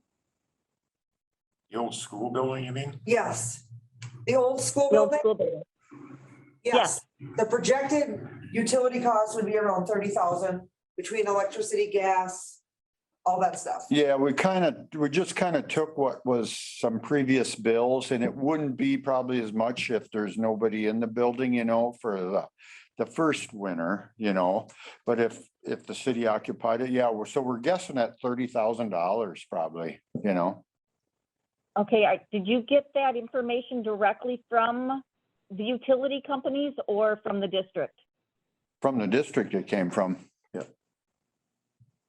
Okay, because back in December, when George and we had possibly taken an interest in the building as well to turn it into housing, apartments.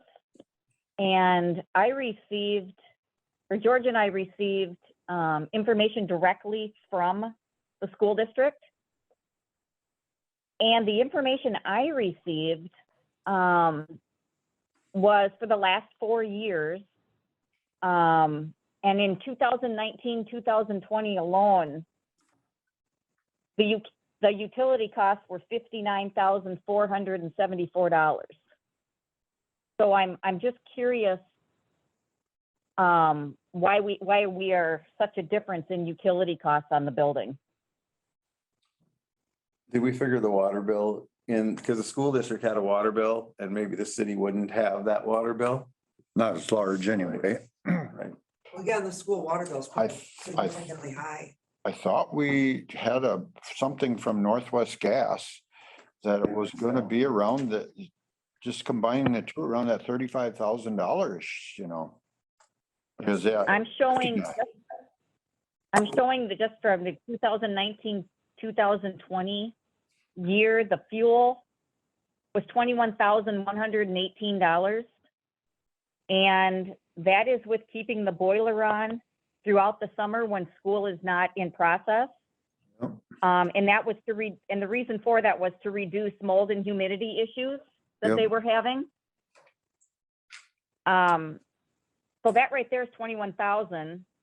In 2018, 2019, it was $25,623 just for fuel. And I'm sure the garbage expense would be a lot less because there's, with just the city or whatever being in there. But that was at $3,700. Electricity was $32,326 just for the year 2019-20. how much? 32. $32,326.14 was the electric. Wow. Water and sewer was $2,278. Repairs on the building just for that year were $16,046. And again, the fuel was $21,118. So for 1 year, it's like, how much, 65,000 or something? Is that what we're up to? 59. 32, 53, 54, 55. Yeah. Maybe I just remember him saying the electricity was 30,000 alone. Well, I have heating costs for the Good Thunder School Building 2019 totals 23,542. Okay, and that's Is what, that what you have, Maureen? For 2019, 2020, I have for fuel, $21,118.14. because you have it from Northwest Gas. Pardon me? Oh, Ashley's got some bills from Northwest Gas on there. That she's got Okay. about 3,000, so I was just asking her where it was from. Okay. And my concern is, this is just utilities. This does not include insurance costs, which Chad said he's going to get to you. Payroll to manage this building, grounds upkeep, communications, there's going to need to be internet. That alone cost the district $2,769, 2019, 2020.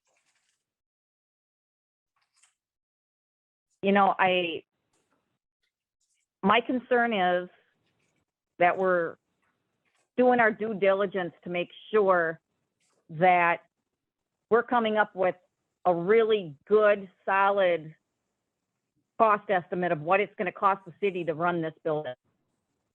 My biggest concern is we get into this and it costs way more than what is projected, and now how are we going to pay for it but to raise the taxes on the citizens of the city? I mean, George and I own 4 properties in town, and we're constantly seeing our taxes being increased, and we can barely afford it. And there's families in town here with this new school being built. It hit us hard. And I'm not saying that I'm against the new school, but people are struggling financially, and I just don't want to see us get into a situation where the citizens are going to end up taking the hit on this in the long run. My other concern with the school building is have you looked into what it's going to cost the city to remove asbestos if you start tearing into the old part of that building? We've got a crew doing, or a group of people doing a feasibility statement or study. And we've gone through this a couple of times. And they've given us a 1 year, 1 to 3 year numbers and 3 to 5 year numbers. And those are just preliminary. Have they mentioned anything about asbestos in that building? Yes. Yes. Yes. Yeah, we asked them about some of the stuff there. Yes. Yeah. He's Okay, even looked at some. So we're nowhere near making a decision, just so you know. We have this feasibility crew figuring out insurance, figuring out everything. We just want to make a good, if we're going to shoot it down and say we're not going to do this, we just want to show our due diligence that we went through everything. But I completely understand your concerns 100%. And the difference in utilities, we should probably look into to figure out why. So. Yeah, there's just too much of a difference here on what you guys are showing and what I'm showing here. My next question is, on the property, there's a lot of talk going around town about the property at 530 Sherman Street that the city has purchased. Can you kind of explain so that the citizens of town understand why the city purchased that property and what their plans are with it? I know I think I brought this up at a council meeting a while back, and the city was looking at maybe putting a new water tower there. is that still the city's intention? Or well, Mainly a well. A well, okay, but nothing, that nothing still in the the city? near, nothing maybe in the near future, but we're just looking out. You know, well, it could be next year, you never know. I mean, anything can happen, but we're hoping it doesn't, Mhm. you know. Okay, so what is the city doing with the house in the meantime? We have to decide that yet. I got it under new business to decide what to Okay. do with it. Okay, Because we found out, Jim thought, we could take and buy it, rent it out, and make some of that money back. But we'd have to have a housing authority, according to the lawyer. To have a one-house housing authority in the city of Good Thunder wouldn't be worth all the time and the effort. Also, the individuals that we bought it for were under the impression that it would never be lived in again because they wouldn't have to deal with anybody complaining about the noise, the dust, the hours of service during the fall work. So that's where that's at. They're still standing strong. They don't want anybody to be there because they don't want a neighbor to complain. That's why they bought it originally. Brian Beckel, the former street guy, come up with an idea, well, intentionally it was to help get some more room for the gas station to make that more feasible. So then he said, well, it would be a good location for a well because we've explored other ones here within the 300 feet of the city building now, the filtration plant. None of that would hardly make any of the requirements, so we could make it work down there. If you put it in the middle of the lot to the western edge, we could get away from the sewers, 50 feet from the sewer, right?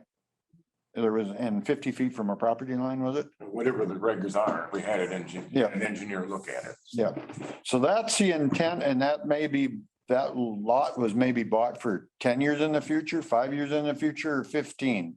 We are looking out for Okay. somebody else in the city of Good Thunder. Future. okay, was it resurveyed then? Resurveyed? Correct. Yeah, the city owns 100 by 140, right, Jim? 100 by 130? Or 130? It's 130. 130? Yeah, it's been all certified or Bolton Mink. surveyed, Bolton and Mink. So the rental house itself, or not the rental house, excuse me, the old house is one parcel and the new gas station is a separate parcel? Yep, So it got split into two? pardon? I'm sorry. Pardon me? We didn't hear your question. What was that? Repeat your question. Okay, It is so 140. it's my understanding that, or people are confused on how it got surveyed out. So did it get surveyed to two separate parcels?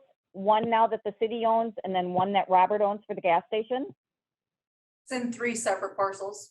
Robert owned the one though, right? I already owned the north part, but now it is all incorporated. It's in 3 because Protein kept one. This one is owned by Robert and this one is owned by the city. Yeah. So. Can they see that on the? I don't know if they can. No. I can't see it. So Protein kept part of it. Can you share your screen or no? Maybe.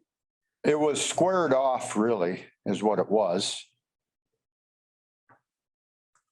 Okay, so We're gonna try and share a screen with you right now so you can see what Ashley's looking up. Can you Okay. guys see that? I on can't your see screen? anything yet.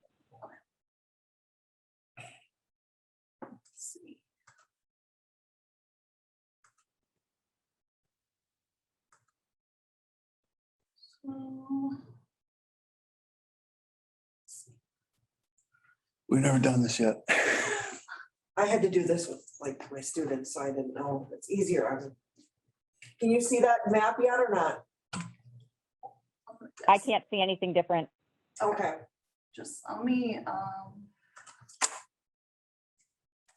I'll send you in the chat. I will pull this up here.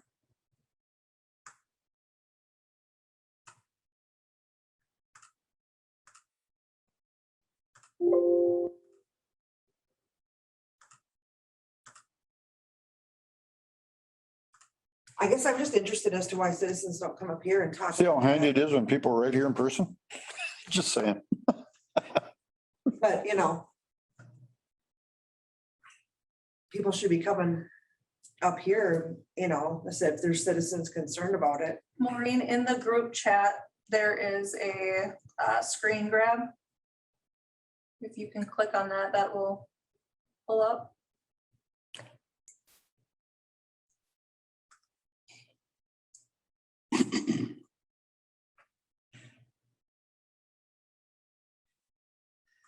Where's it at, Ashley? Oh, here, look. Can you see it now? Come in. Oh, there I can. Perfect. Right. This is off the Blue Earth County website. Can you see that spot that's highlighted in green? Right. Yeah, Yep, that's the city's now it's portion. red. Yep. Okay. And what's your other questions?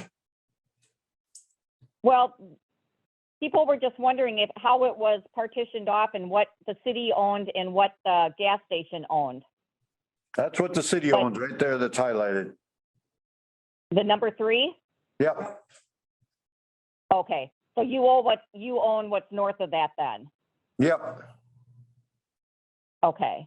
And the other question that people were wondering is how much the city paid for that property?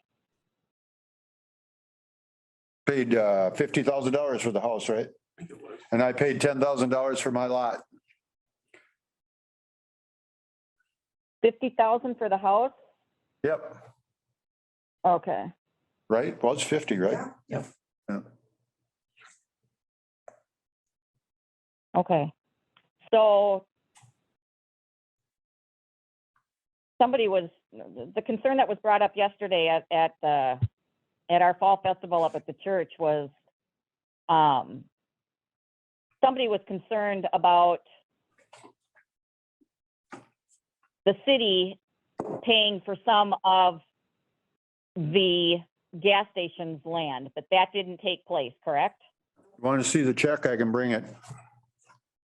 That did not I'm happen. not questioning that. And I'm I've owned the other property on the north for 20+ years, 25 years probably. That was in Arnold Okay. Anderson Trucking Inc., which now should be all in RJ Anderson Properties LLC. I'm not denying that, Robert, and I'm just trying to answer questions that some people have concerns about. They want my They number? just wanted to, they've got your number, I'm sure. They can They have just my want, number. okay, all I'm asking is that the city can explain how the city's money was spent on the property. That's all people want to know. Nobody's blaming anybody for anything.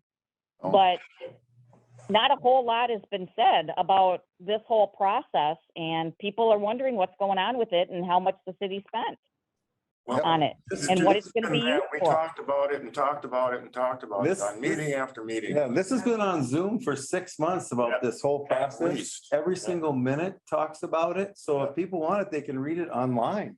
Yeah. It's covered and This is. Okay, is it online, the amount that the city paid for it?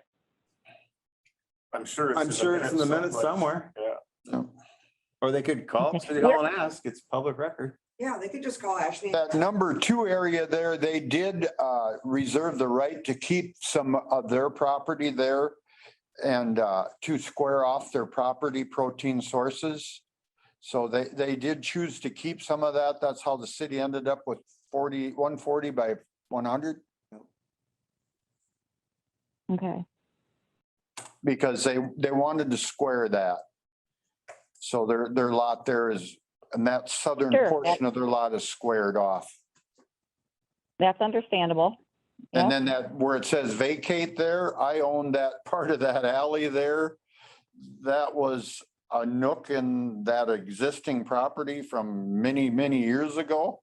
It was a vacated alley, but then I don't know who the individual was that would ever built the garage over the top of that portion there. I don't know how it ever got that way, but I had that vacated spot there since I bought it from Roger DeLiggy, and he had it there, so. I don't know how that nook I ever want to got make in it there. clear, I'm not here to argue with anybody or to try to justify anything. I'm just trying to get some questions answered that people are wanting to know about. I mean, that, and you've explained it, so I Yep. appreciate that. I think we've been very Um, open with the $50,000 purchase price for the city. You know, and we have thought about someday it could house a water tower down there if the city's needed to be. Somewhere in the future. Or well, Or well, is probably gonna be a well before it'll be a water tower, probably, if I had to guess, someday in the future. Okay, so you just tear the house down and go from there with that. My notes for tonight is to talk about it and sell the house. We can't give away a piece of public property. We would have to take probably sealed bids, whatever that dollar would be, right? We can't give away. You mean And I don't to buy believe. it and have it moved off the property? Yep. Okay, But that hasn't been and then decided. those, Yeah, that was just a suggestion that I am gonna bring up under new business. Because we need to Okay. decide something to do with it. okay. Alrighty, thank you. All right. Vicky? Maureen? Are you still there? Yep. Okay, it's Vicky. Say Beacon, I worked with Robert Slott and the lawyers and stuff. If you go on Beacon and look on Wendy Hollison's, her lot is 140 feet long and it goes to the alley. The lot the city bought is only 80 by 100. Robert bought 60 by 100. And it says on the little numbers on the map, it's only 20 feet.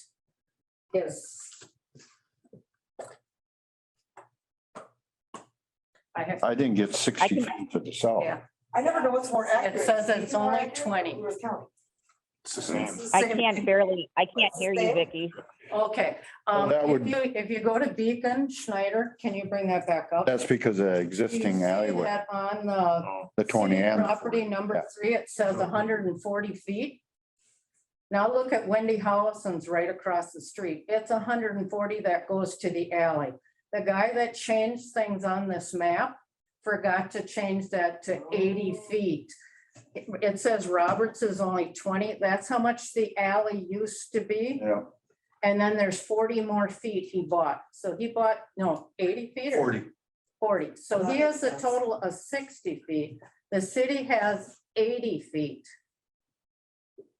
North and south, and then 100 feet east and west. Does that make sense? Can she hear me? I can hear you.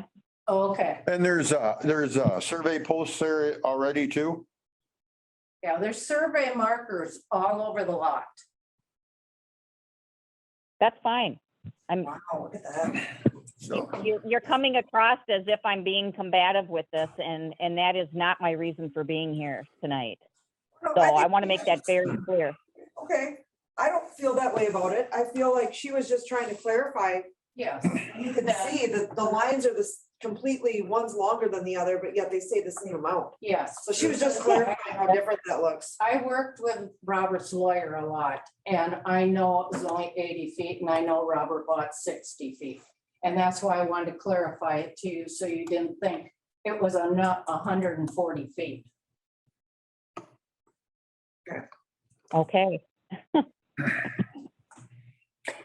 all right. Anybody else? Community comment? Has anybody wrote back whether they like Zoom or not? Did we know that? Yep, lots Yeah. of thumbs up, lots of keep it, thumbs up, yes, yes, taking notes, recording. All right. I have one more question, Robert. Yeah. Where can we go to watch or to see the recordings of past council meetings? Because they're all recorded, correct? Is it on the internet? Currently, they're not on the internet. That was one of the things that was trying to upload, and it was a pain to get uploaded. I'm trying to figure out a better program so they can all be up there, whether it's on our city private YouTube or something. I'm working with BLK to get that figured out so that they will be able to view the recorded video meetings. Well, they can come in and get a hard copy, right? They can actually get the printed minutes because I think Kennedy told us the audio and the video aren't the actual meeting. The printed paper minutes are the actual, Are the official recording. Because we approve the paper minutes. So even though they're not word for word, that's the official minutes. And the audio and video. Okay, so basically what you're saying then is not everything that's discussed during a council meeting is in those minutes. Is that correct? You have to write a book if you. It'd be too long. Correct. However, that's what we were talking about, Maureen, when figuring out that the data stuff for having it in place by the 1st of January. If we want to put all these recordings up for people to review, like the minutes, we have to figure that out yet. Because right now we don't have the. Okay, because I know that's been brought up in the past. I just think if that's something the city can get where, because like I was in New York last month and I was not able to view it, or I mean, I suppose I could have on my phone, but I was busy. So, I mean, it'd be nice to be able to look back. Because I know like when the Maple River Messenger, they too can't put everything in their paper of everything that's discussed. And if somebody's not on Zoom or if they're not at a council meeting in person, they're not getting a majority of the information from the meeting. Not getting discussion. That's correct. Pardon me? Not getting discussions. That's correct. Like all of this that we're talking, really, it would just be mentioned that you brought these points up, period. There wouldn't be all this discussion. The input on both sides. Right. But Correct. But if you had a years. video of if you had a video of this, people would be able to go back a week later and Right. watch the full video of everything. Right? If it doesn't cost us $50,000 to do that, we might do that. Because right now the city doesn't have the technology to put all that up there. Ashley was using her own equipment to try to fulfill some data requests and we just don't have the equipment here to do it.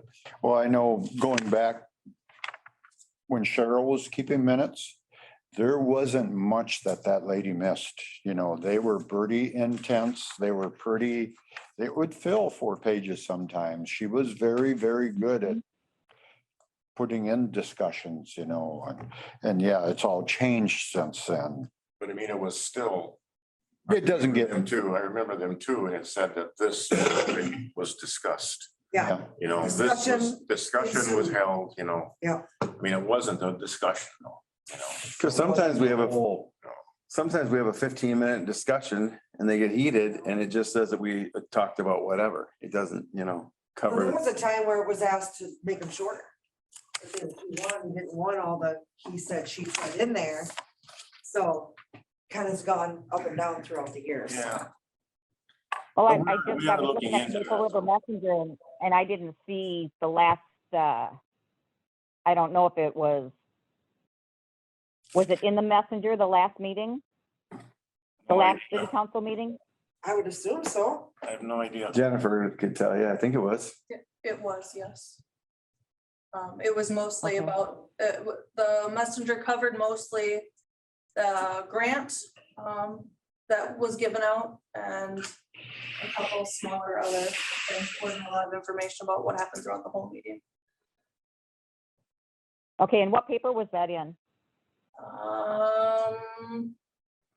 Well, the messenger, It's only in the messenger. isn't it? Messenger, we don't know. We don't know the date. Yeah. it was the week. I know, I'm just wondering which messenger it was in because I get the messenger and I didn't see anything in there. It would have I been, might have overlooked We it. don't know. it would have been the week after our council meeting. Is usually Okay, when it goes in, I believe. I have the copies of them, Maureen. I can look tomorrow and I can give you the date if you would like. yeah, that's fine. Yeah, but my point here that I'm trying to make is if people could see the recordings of the entire meeting, they would understand more and be able to get more information than just a paragraph here, a paragraph there, and only what the messenger puts in the paper. And that's why our Like if meetings somebody are could look, open. Yeah, That's why we have open meetings. That's exactly why. that's kind of my feeling is this is kind of an added thing due to COVID. Yeah. So we've only had this for 6 months, but we've always had open meetings for people to come and get information.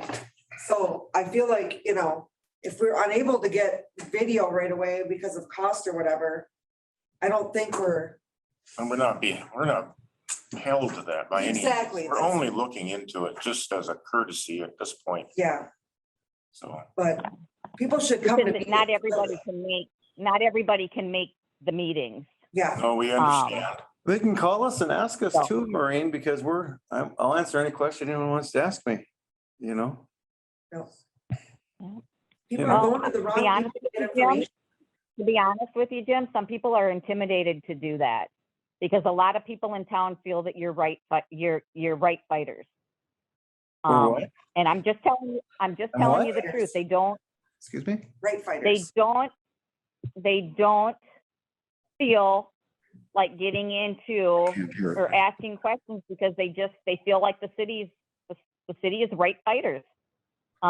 People, you know, they bring things to the attention of the city and they always seem to like me. Right fighters, meaning you fight to be right. Right fighters. Oh. I don't really fight You- to be right. I don't think. I think I try to understand what people are saying and listen and give them the information that I have. I think I'm very neutral myself. I would have to agree with. I mean, I guess I'm confused as to how can they determine whether or not we're right fighters if they never call us to talk to us? You know?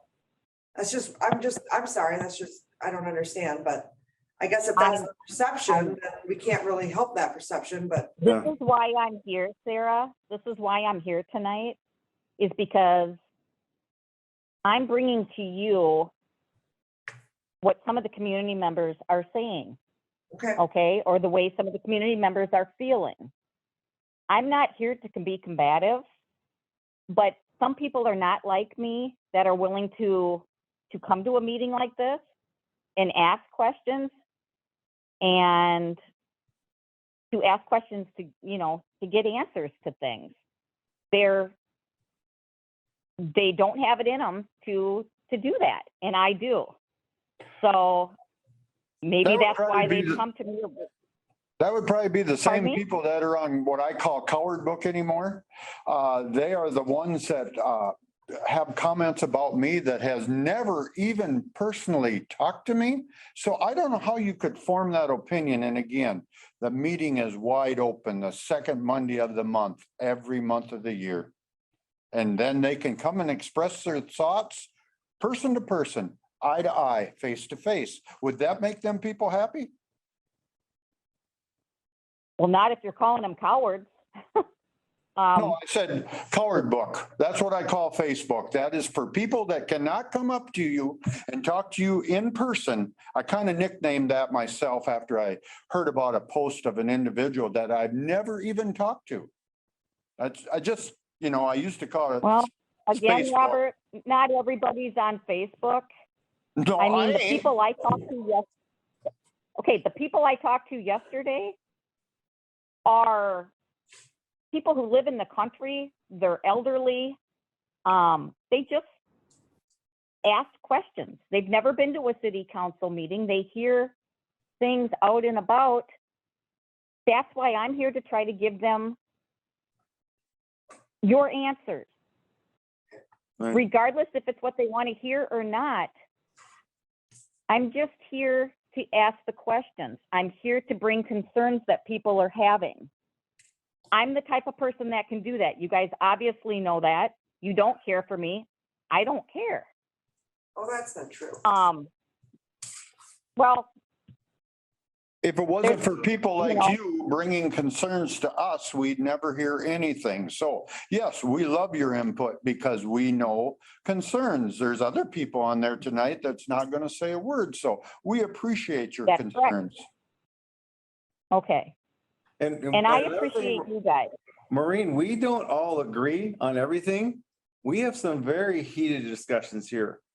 Sarah and I are on the opposite side of the table on many subjects, but we agree to disagree and we move on. We work together. Yeah. Yep. You And know, that's the only way we're gonna move forward as a community is we listen to you, you listen to us, and we all come together. But if we're gonna sit and you know, argue and we're gonna talk behind each other's backs, this community is not gonna go anywhere. And my goal is I really want to see Good Thunder grow. I want to see businesses come in here. But I was told by an individual 2 weeks ago, they're going to be selling their house. They're getting out of here because they don't feel comfortable living in this community because of all the bickering. And that's not the only reason.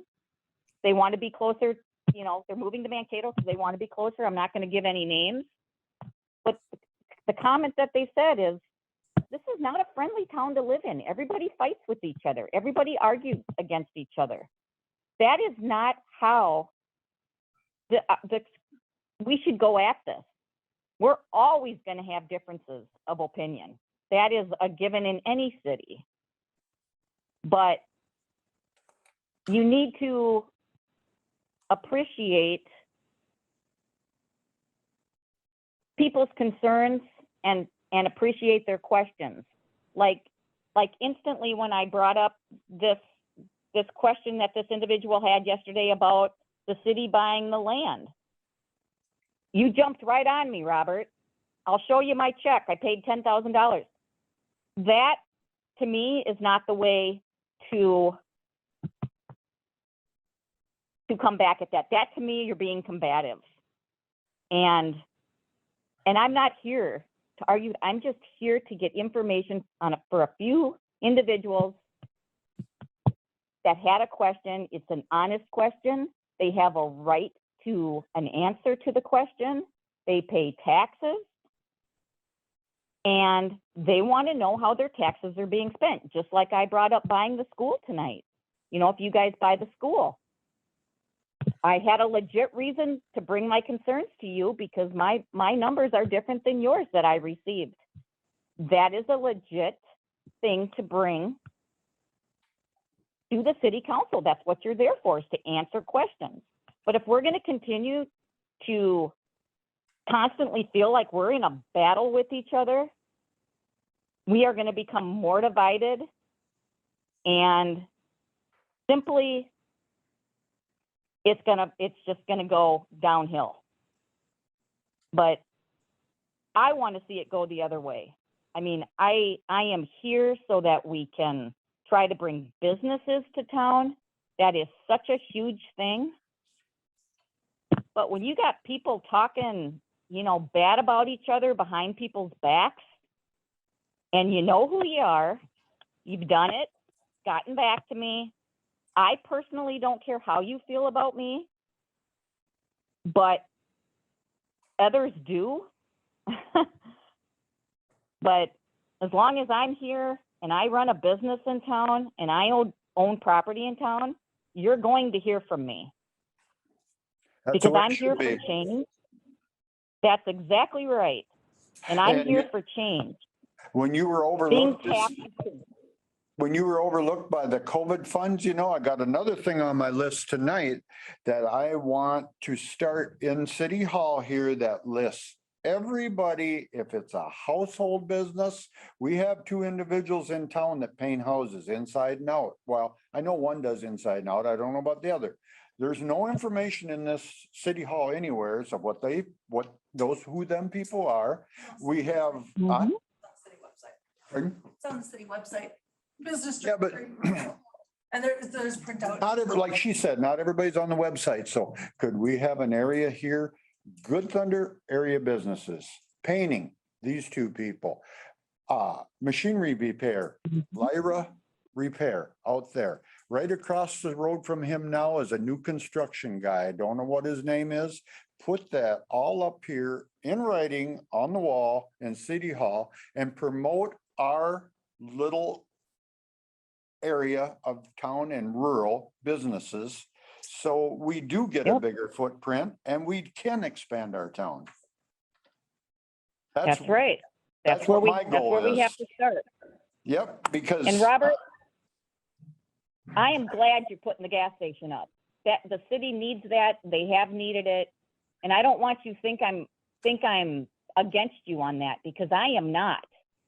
I am 100% for what you're doing down there, and I appreciate it. So I don't want you leaving this meeting tonight thinking that I'm, have hard feelings against you or anything, because that's not the case. It's No, just, my thoughts were on that gas station, we'll lose our school next year at this time. And if Yep. you can't come to Good Thunder and buy a gallon of milk or a gallon of gas or a loaf of bread, how do you think we would ever expand our footprint? We have nothing, and I mean nothing to offer. So that's why I'm investing, my family is investing to try to make Good Thunder a better place where we can have I talked to a person from Vernon Center when they lost the locker over there, he had some milk and some bread and a few grocery items. Now they have zero. They lost their locker and now they've lost all their means of having to buy a gallon of milk or a loaf of bread, and that's where we are. I mean, that's where we're at this point right now. We're a food desert. Well, no, we don't qualify for that. We're too close to Mankato. Really? I'm pretty sure we're working on that. Oh, And I went okay, well, to Dick's locker before I even moved 1 ounce of dirt and asked him if he could have a display cooler freezer, if he could keep it stocked. And he says, yes, but now we might be running into some stipulations with the state of Minnesota. I've had another guy that has his own beef label. It is no hormones, no antibiotics, locally grown, all USDA cut and prepared. He would love to have a cooler freezer in the Red Iron Mercantile. And would that be an asset to be able to run downtown on Sunday afternoon and get a steak or a hamburger? I think it would be. I agree. Yep. I agree wholeheartedly. I mean, Some it's exactly people what come we over need. to your house and you thought you had enough steaks or hamburgers and you don't. And hey, we got it in town now. I mean, wouldn't that be quite a step forward? I agree. Yep, that's agree. my goal, to be able to serve the community like that, and your input is more than welcome. I have no hard feelings about anything you said. When I said I paid $10,000 for it, I was just putting that out there that I paid 10. The city paid 50. Them people got a $26,000 original investment, so they did very good on their investment. They made money on it. Okay. All right, I'll leave it at that. I'll let you go. Thanks, guys. thank you. Yep, thank you. Anybody else under community comment? Vicky? Is it possible to watch the video from a meeting here in City Hall? We don't have a policy on that, so I don't know. You've got the recordings from them. I don't know what you're looking for specifically. Specifically, I sat in on the June meeting, July meeting I missed, August meeting I went to Tri-County. So this is the only place I heard this, was I brought up 6 different things. And one of them was about working on the ballpark. And you sat and talked about it. Well, Ron Cowell thanked me for cleaning up the bell tower. And you had quite a conversation and you said, Tom Freilich goes, just get somebody out there and find out who will help us and pay them $12 to $15 an hour. Ron Cowell came to me after that meeting. we ran into each other on the street and he said, are you gonna keep doing what you're doing? He says, we'll get you paid. And he said that at the meeting. I already listened to last August's the meeting. He did tell you that. He talked to me. Yeah, I don't disagree with that. And that is not in the minutes of the June meeting. And that's the only meeting I've been to since COVID started. So I want to see it on the actual video recorder of the meeting to see what happened to it, because that part of the meeting is missing. I don't know that we ever, if it was May, maybe, because you got what there was. We don't edit the minutes. Well, I remember somewhat of a discussion of Tom making a comment about X amount of dollars and get somebody to get the work done. It was a huge deal because it was a huge celebration. And I remember saying that, let's get it done. Let's do it. And you offered to do it. And that's why I offered at the next meeting when we discussed paying, that we should pay. Because the discussion Something. was, is somebody gonna do the weeds? Or the conversation was, is somebody gonna do the weeds or should I just go do it tomorrow, which is what you said. And then it ensued into the conversation, but there was no money, a dollar amount ever discussed at any of our. But it was discussed about getting stuff done for the celebration, and we had a week to do it. No, it was a month. No, I mean, but by the time we got Jake on board, by the time we got Jake on board, we had a week left to This get was a stuff month done. prior to that, so this was. Right, but I'm just saying that we didn't have any time left with a paid employee to do stuff. Yeah, but this was a month prior Right, and. I understand that. We Right. talked at And they said at this point, just hire whoever, Tom said, and get them going, get the stuff done. And Ron said, are you willing to do it? Are you willing to keep going? And I said, what would you like me to do? And he says, you seem to be getting it done, everything. And he didn't really tell me what to do, but I said, well, I'm gonna work on the ballpark because the Twins workshop is coming. we had a discussion in our new hire workshops about possibly hiring. This was a meeting. Ken Dees, Only one I've been to. he wanted $25 to run the street sweeper, but there was more to do than that. I know, I'm And at saying, that meeting, Tom, it said something, we'd only pay $12.15 for an in person. I remember that, but. I guess I would have to listen to the minutes again but I remember. But either way, we've never approved any money to be paid to anyone to any work, period. I just remember the conversation of spraying weeds at the ball field because it was grown up by the fence. And Robert came home from the meeting in August and he sat down, he goes, I told him I'm gonna pay you. And I said, like hell, you're gonna pay me. Okay. Robert doesn't owe the city $500. He doesn't owe you for that. Okay, what I was gonna continue to say is there was a conversation about, I was concerned because there's always such a big deal about spraying weeds. And everybody's like, no, just let her do it. Just let her spray the weeds. And it was just gonna be at the ball field. So then I didn't have a problem with that. But then people were complaining that weeds were getting sprayed beyond that. And we've since found out from the lawyer that can be a liability. We can get in trouble. I think that was in one of our letters, wasn't it, from a lawyer? That's spraying weeds, because I actually contacted the lawyer to see if we could give you some money. You can't spray weeds with a stuff sold over the counter? He's in 2 lawsuits right now, one with an employee that got sick, is suing the city, and one with a homeowner, they sprayed their weeds and they're suing the city. Yeah. So if we pay someone that's not properly trained to spray weeds or whatever, and they harm themselves or somebody else, they can sue the city because we're paying them. That's what Chris Kennedy said in that last month's letter. Okay, spraying was one facet, okay? I get it. That's the only part of the conversation I remember when we talked about you doing stuff.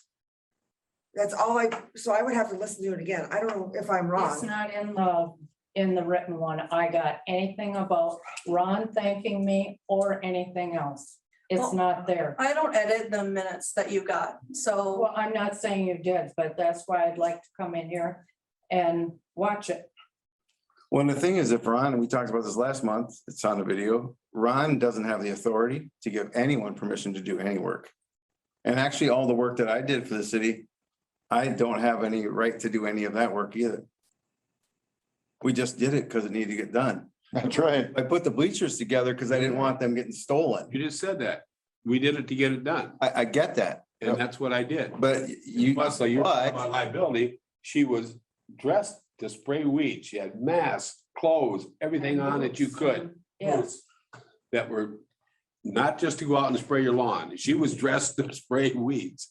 Well, that's good that she protected herself, but if she sprayed it on, if it got on people's boulevards and they went out and didn't know it, their dog, their kids, I mean, that's, do I think it's a little silly that it goes that far? Maybe it is, but it doesn't matter what we think. When we're a city, we just have to be careful of stuff like that. And I only found that out because I called the lawyer to see if we could give you some money. Because there was nothing in our meeting that said we was not could. in any of the city minutes. I didn't listen to July's. Okay, That was not in any of the minutes, that discussion. None of that. The only thing that was discussed is whether I could spray or not. And I says, well, Robert can mix it up. And he goes, oh, if a little is good, a lot is a lot better. I don't mix anything for anybody else. And that was all that was discussed on that. And Tom made the comment, let's just get it done this time only. It's our 150th. Let's just go $12, $15 an hour or something. And I walked out of here thinking, well, maybe, and do you think 43 hours is all I put in doing that? I used my lawnmower, my trailer, Robert's telescoping chainsaw. I used my weed trimmer. I used all my own tools to do. I tilled along fence lines. I took out rolls of grass along the outfield fence line. You said And you're something, telling me that it's not enough. I'm gonna go. I don't mean to make it any worse. No. I just wanted to make my speech and leave because this is the most unappreciative thing. you said something there, Vicky, that, Really. okay. Well, what I was gonna say was that when she left, she thought she was gonna be paid. When I left, I thought she was gonna be paid.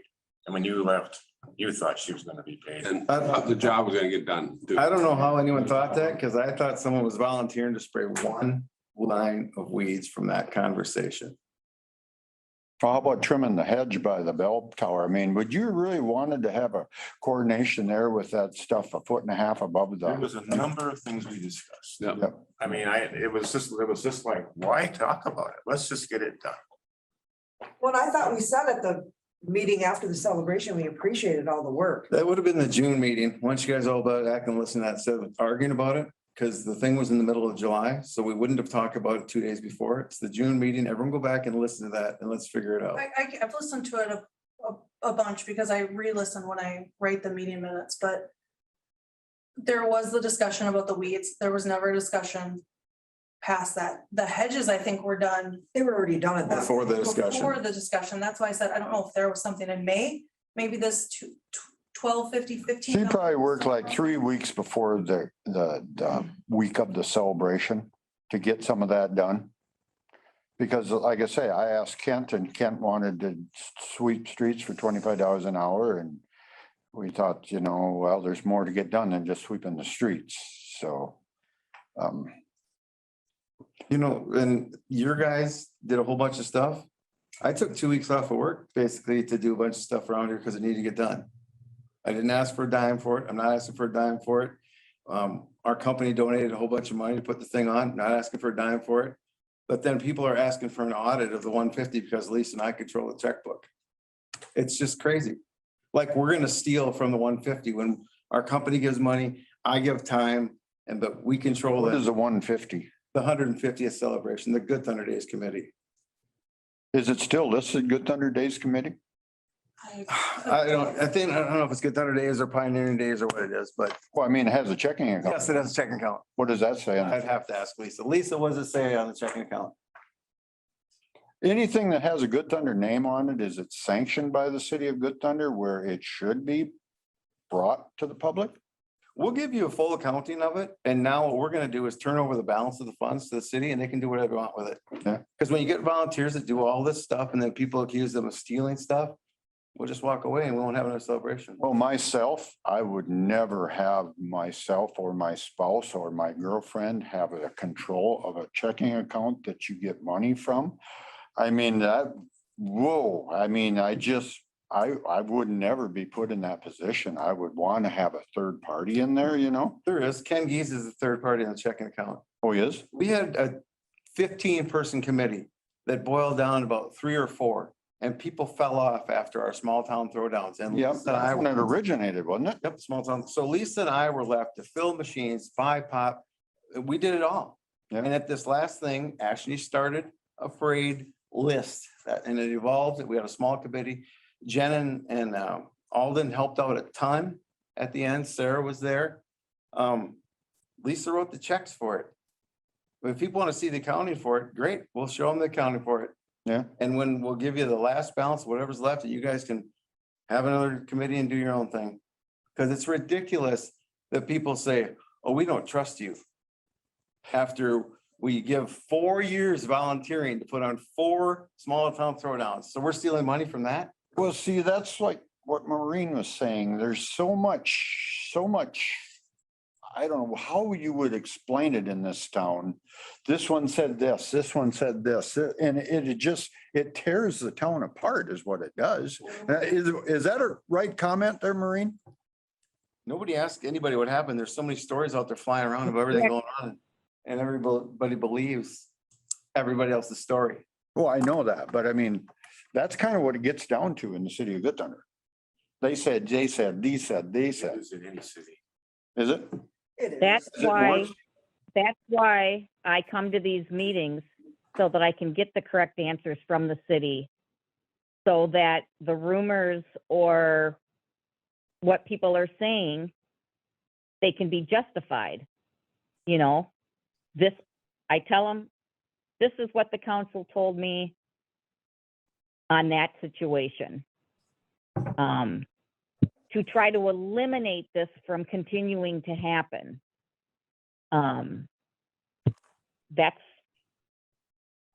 That's why I'm here, is because I'm trying to resolve the problem and help our community grow. But if we keep doing this and we keep backstabbing each other and talking down about each other and bashing people's businesses and people in general, we aren't going to get anywhere. We're only going to fall deeper into the hole. Bingo. And we need to change it. We need to work together and trust each other and be kind to each other. We are never, ever going to all agree on things. That's just a given. But it's how we come together with our differences to come to an equal medium on things and go from there. But we have to listen to everybody's,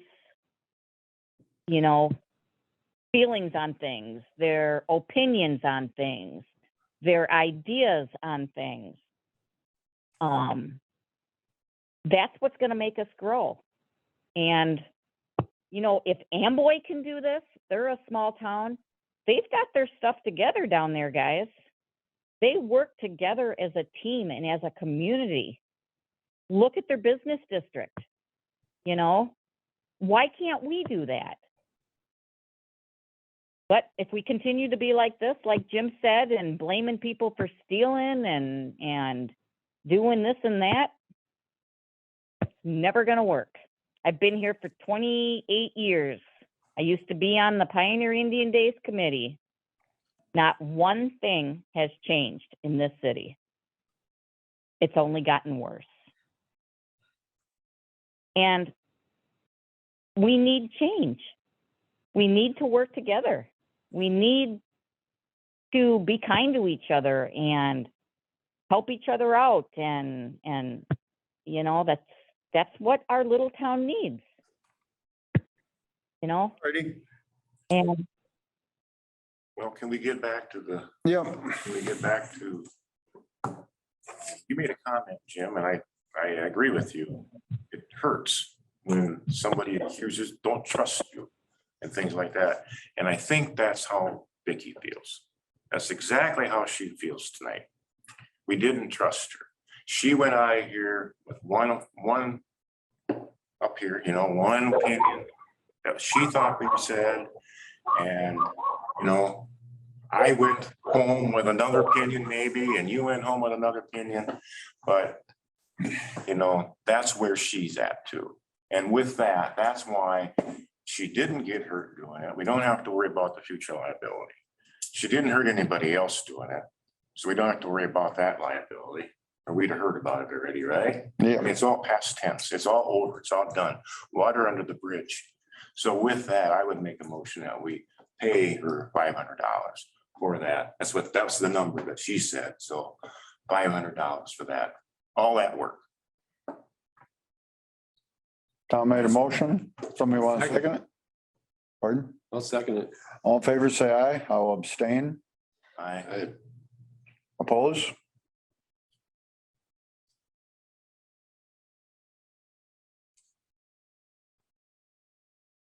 I didn't oppose. You said aye? Yeah, Okay. Jim? I didn't hear nothing, because I ain't hearing nothing anyway, but I never opposed paying Vicky. I just think it's such a dangerous precedent. I understand. And that's what we got to do with that last paragraph in Kennedy's last letter that I read was the council has to make up their mind if they want their committees to make decisions. And that's what we have to do. Right. Because you can't wait a month to get a decision to do something. And that's been the way it's been worked for, I know, for 50 years. You can't just. even then, I don't know wait. that somebody can hire somebody probably. No, but I just. We need to have a scope of work that lists what the project entails, how it's gonna be done, how it's gonna be paid for. That's just, we have to have a scope of work for things. do you think this was out of the ordinary circumstances because we didn't have an individual? I agree with you 100%. And for Vicky to go out and not feel appreciated makes me feel horrible. I don't want her to feel that way. I really appreciated it because me too. we were on the committee to put the celebration on. That's the only thing I'm worried about is future times. Somebody goes down to the playground. And that's what we can eliminate by taking Kennedy's his opinion. Okay, I want to finish. Go ahead. Somebody going down to the playground and saying, well, you know what, this tree's in the way, I'm gonna cut it down. And then they're gonna charge the city. I'm just saying, we gotta be a little careful with it. I don't want Vicky to feel like she doesn't deserve that money. She didn't work hard. She didn't put her time in and it wasn't appreciated because that makes me feel horrible. Because we need people like Vicky and Jim and anybody who wants to volunteer and do stuff. I just want to make the right decision in the best interest of the city for the future. I don't want somebody else, you know, not everybody has the best intentions like Vicky would, or Jim would, or you would, Robert, or I mean, we've all volunteered and done stuff. So it's just, we just got to make sure that this is, you know, we clear it that this is a one-time circumstance right now because of the celebration. We had her step up and help out as much as she did, and this is what we deem appropriate. But I just don't want other people to down the road to do this. You know what I mean? I'll even add to my motion for this circumstance, Okay. because that's really what it comes down to. For me, it was the whole idea that it was this huge, big deal. How are we going to get it done? She helped get it done. Again, then their vote was 3 ayes. I didn't hear nothing from Jim. Oppose? I'll vote aye. Okay. So motion was made and carried. Are we done with that? I hope. You know, Maureen makes a great point. This kind of stuff creates all this animosity. You know, and even the animosity that Lisa wrote up here, she wrote something for you guys to read too. That people, all we've ever done for the city is give. And then people accuse us of stealing. That's bullshit. Yep. And, you know, And that's my point. you know, I agree with you. and this is how, this town is a vampire. Sucks the life out of you and people go away, even if they're still here. That's what Maureen said. People were moving out. Yeah. But I mean, even if you're still here, you just draw in, you don't help out. And we won't help with future celebrations and stuff because people don't appreciate what we did. But we've always given because things need to be done. That's and right. we care about the community. That's, And to have people not trust the people that are giving the most is bullshit. Yep. And you've given more than anybody. 30 years I've been here. Robert's been plowing the streets. Robert's given and given and given and given. Every time celebration, you've been giving money for bands, given and given and given and given. yeah, I mean, you know, I just, since we moved here in 1965, I remember the Pioneer and Indian Days being a big thing. And I just like that little town celebration. Yes, it's nothing like it was back then, but I think we had a very, very nice parade and we had a very nice turnout this time. You know, if you could have a little carnival, and I don't even know if they're available or if you could afford them anymore, it could get back to like it was. But again, yeah, if you lose all your volunteers, you're never gonna have anything. Because the volunteers are the ones that make it happen. Yeah, especially when this very small committee did such a great job. They get praised 1 minute and the next minute they get their hands slammed in the door. You couldn't even hire anybody to do that job, to put it on. Right. Right? Right. I think they tried that with that Thunder Fest. They kind of really tried to pay to do stuff. All right, with that, are everybody square with that? No more community comment. We spent quite a little time on that. Unfinished business. I'll just touch on the business directory thing, Robert, since you brought it up. It is online, but it's printed in here. It's also in the new resident totes. It comes, everybody that moves to town gets a folder. Zoning permits, pet application, menu for the Thunder, my card, Jake's card, the sheriff's card, text alerts, business directory, welcome to Good Thunder, tells you in there about the utility billing, dog license, zoning permits, Dick's Locker, Jenny Utilities, shopping in town, so that Main Streets is up there, Ion Trading, the fire department, contact information for Phil if they want to join the fire department. City officials are all in there. In the back of it, it kind of tells a little bit who we are, how to contact us. The newest was Explore Good Thunder, because apparently people don't know that we have a meat locker in town. Yeah. This has been here for a long time, and there's people that reached out that didn't know. So there is a city guide that I created a couple weeks ago. So it's got the Thunder, it's got Dick's, it's got Thunder Valley, it's got Maple River, it's got the Bell Tower, it's got Shimmick, it's got Thunder Valley Archery, Main Street Repeats, Cutting Edge Salon, Street Machines, Fulla, Manic, St. John's. This has come out in the last couple of weeks? Yes. Oh, okay.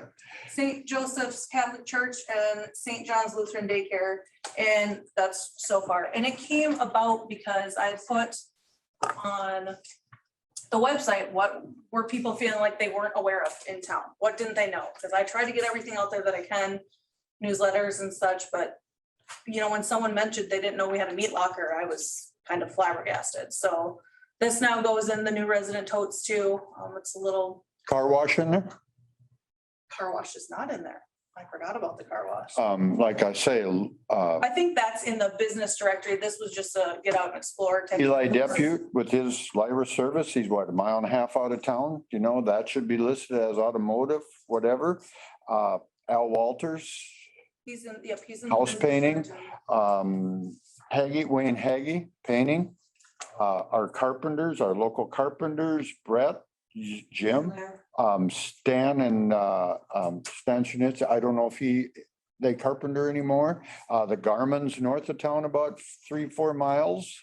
All these people that are contributing to the area need to be recognized.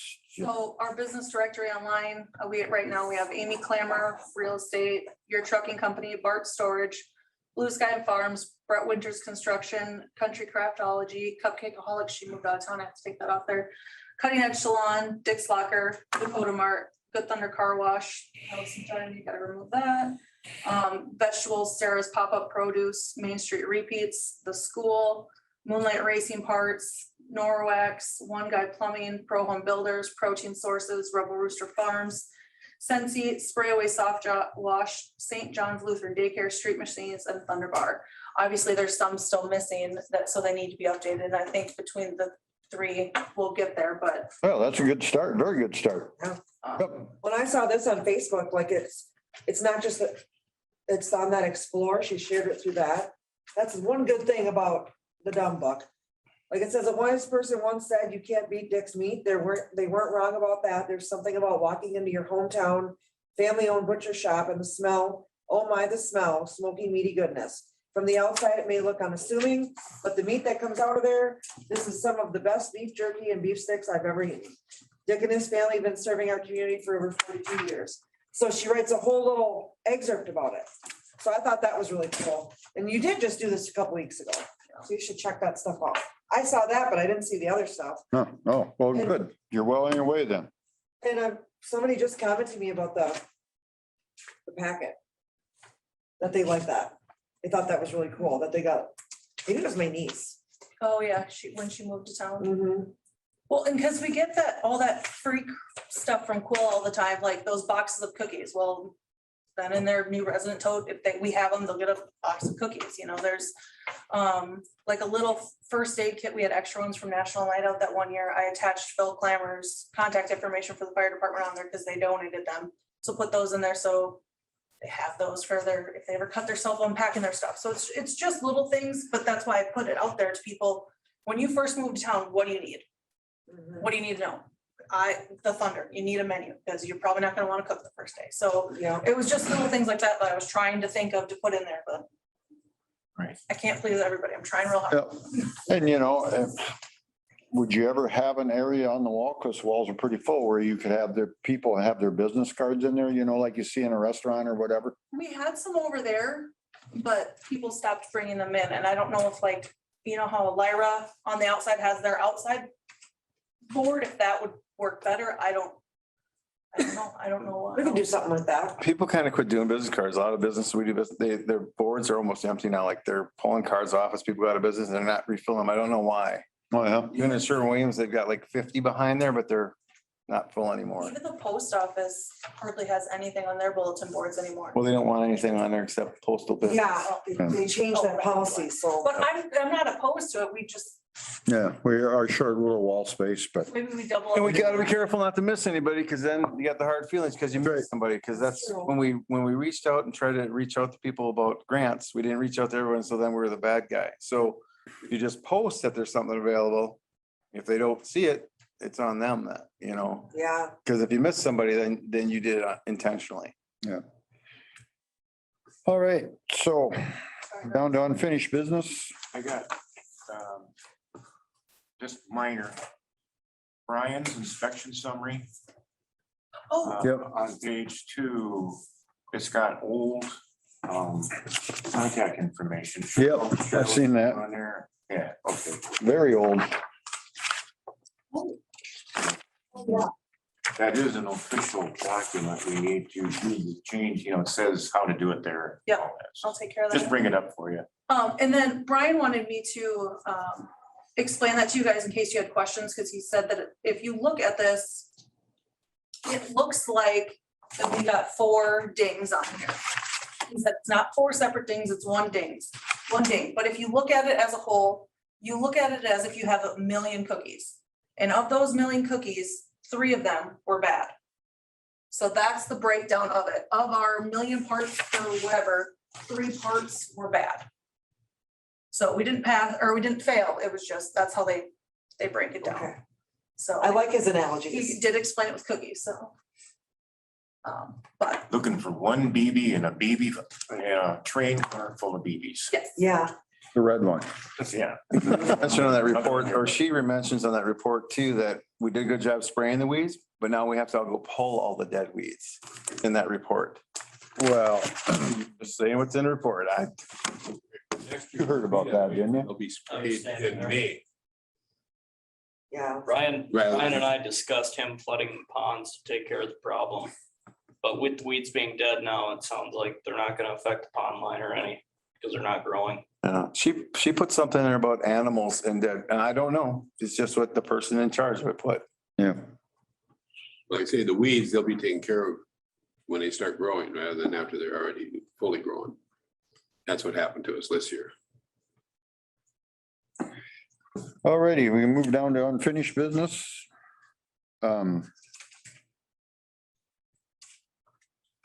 One says, Yeah, one's wrong.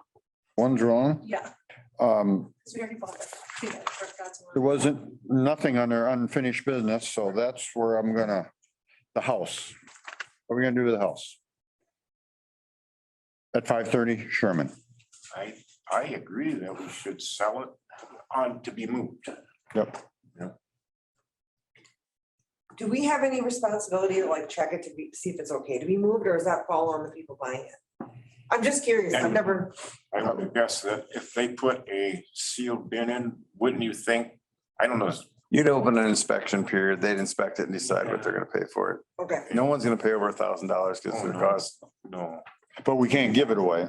can't give it away. Can't give it I away. mean, could be $5, but Yeah, it's better. They're gonna have to take off the back addition to move it anyway. yep. But it'll end all the problems that we've had in the past 2-3 months. It'll be done. We honored the wishes of the past owners. So Did you talk to them after the last meeting? Because they said they might come up and talk to us about it, but have you? you talked to Tom, right? I talked to Tom, just. Yeah, and he said they're kind of under the understanding nobody there, right? Right. That's what I got from Tom also. I said, do I need to take it any farther? He said, no, that's pretty much the expression. So, Well, anyway, I would make a motion that if there's no further discussion, that we go ahead and accept the sealed bid or? bids Yeah. for that house. Tom made a motion to put that house out on sealed bids. Somebody in a second To be moved. to be moved, yeah. Yeah, to be moved, sorry. Someone to second? How long do you want it out there? Is there, I don't think, there's no other way to get rid of it. I don't know. What was the question? I was just saying, how long do you want, like, The sealed bid. the sealed open? bid process open? Do you want it 2 weeks? 90 days. 90 days? Well, then they're gonna have to be in the spring move. Yeah, would we let it go that long? Well, the bidding could be in 90 days and then Of course, you could move it in the winter, which is great because of the roads ain't posted. move it in 6 months. Yeah, Sound right? you'd have to move it before the road postings go on probably. Maybe. So, I I don't don't know know. how long it takes to line somebody up. That's why I hate to put something Yeah. definite in here. It may take 6 months to find somebody to move it. I don't know that. I seen something moved in St. Peter just 2 weeks ago, huge building, so. Well, Tom made a motion. Someone second that? Nobody seconded it yet, did they? No, I didn't. It's my feeling, I know he's got a motion on the floor that we should sell the whole lot because really we cannot put a well on that lot without an easement from you. That's just a piece of paper. I know, according to an engineer, but people are real tight with their easements around here now, it seems like, so. I'm willing to give an easement there already, just because that was the intent. Actually, Yeah. I think we discussed that last month, that we were going to do that. We didn't make a motion, but we did discuss that. I'm pretty sure that, All would it take to be able to put a well there is to have an easement from me, yeah, right? yeah. Because it's 10 foot too short, shy. The lots, well, actually, now with Vicky's new information today, there's no way it'll fit on there ever. Because if it's 80 feet wide, it will never fit anywhere well on that lot.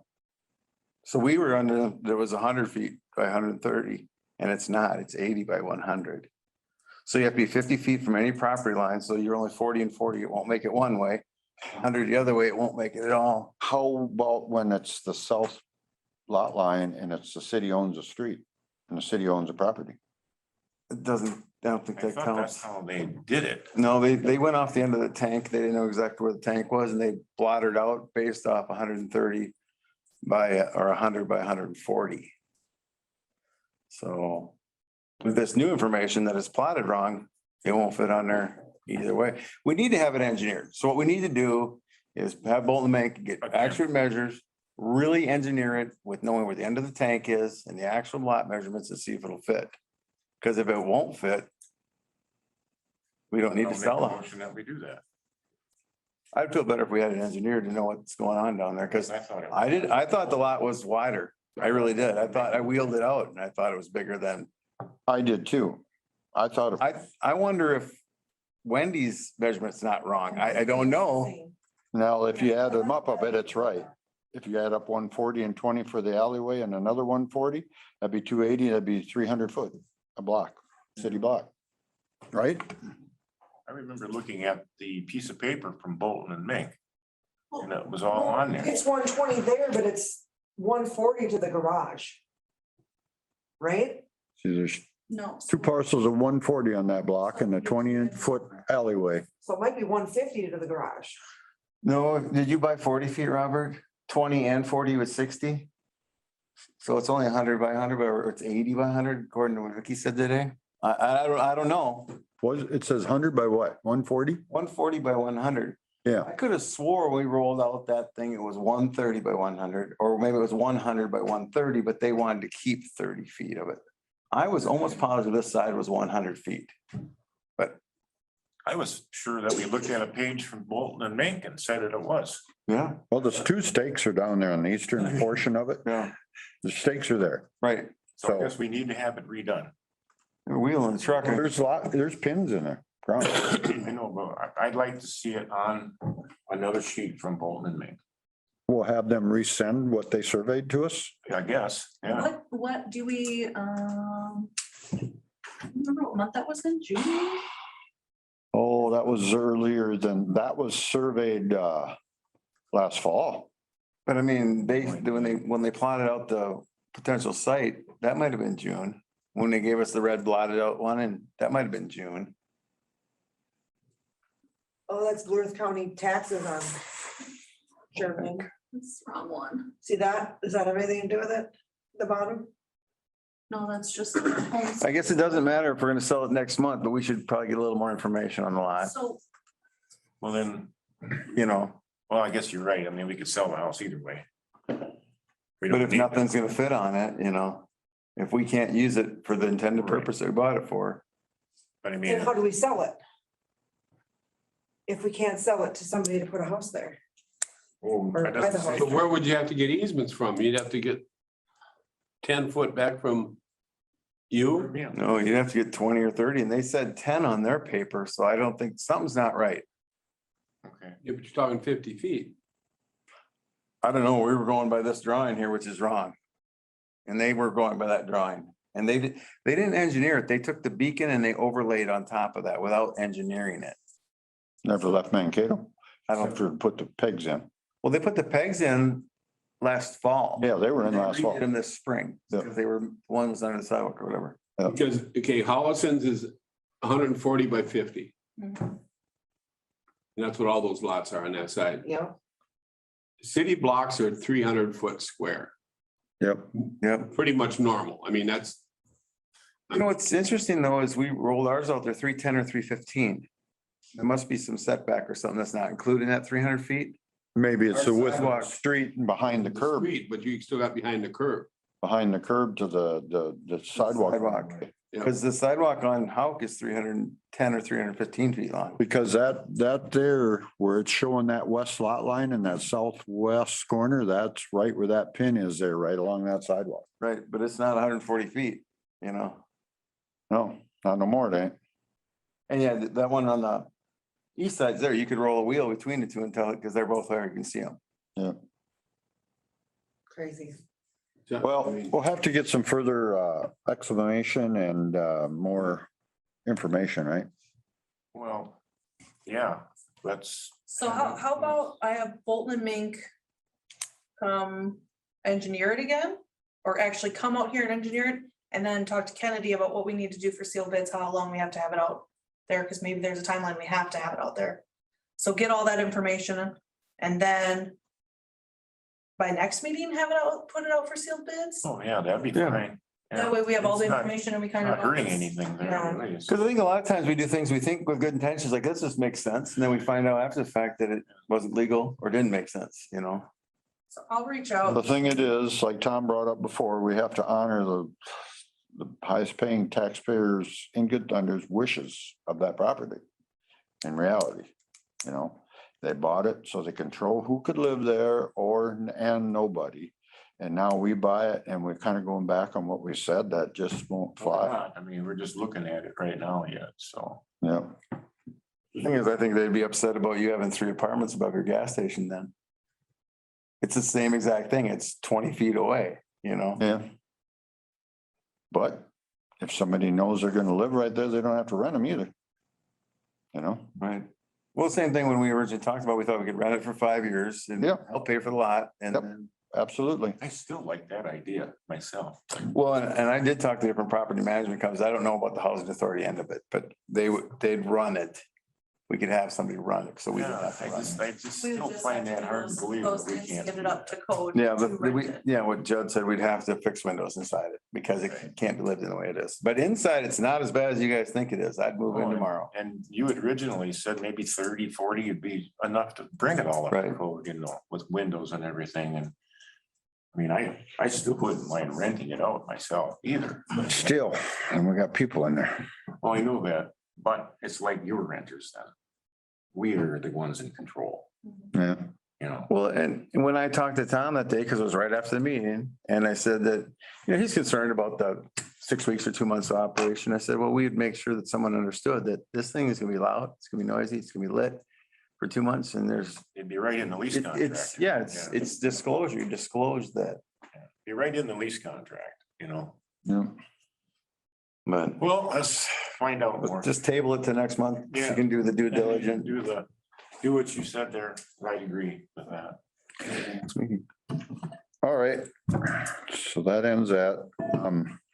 I don't know where to put this, but anybody else with unfinished business? Anything? We had a dress code last month at tonight. Let's consider that next month, right? That's unfinished. That work for everybody? Sure. All right. Okay. Oh, one other thing on that property, the gas company wanted to run the gas line.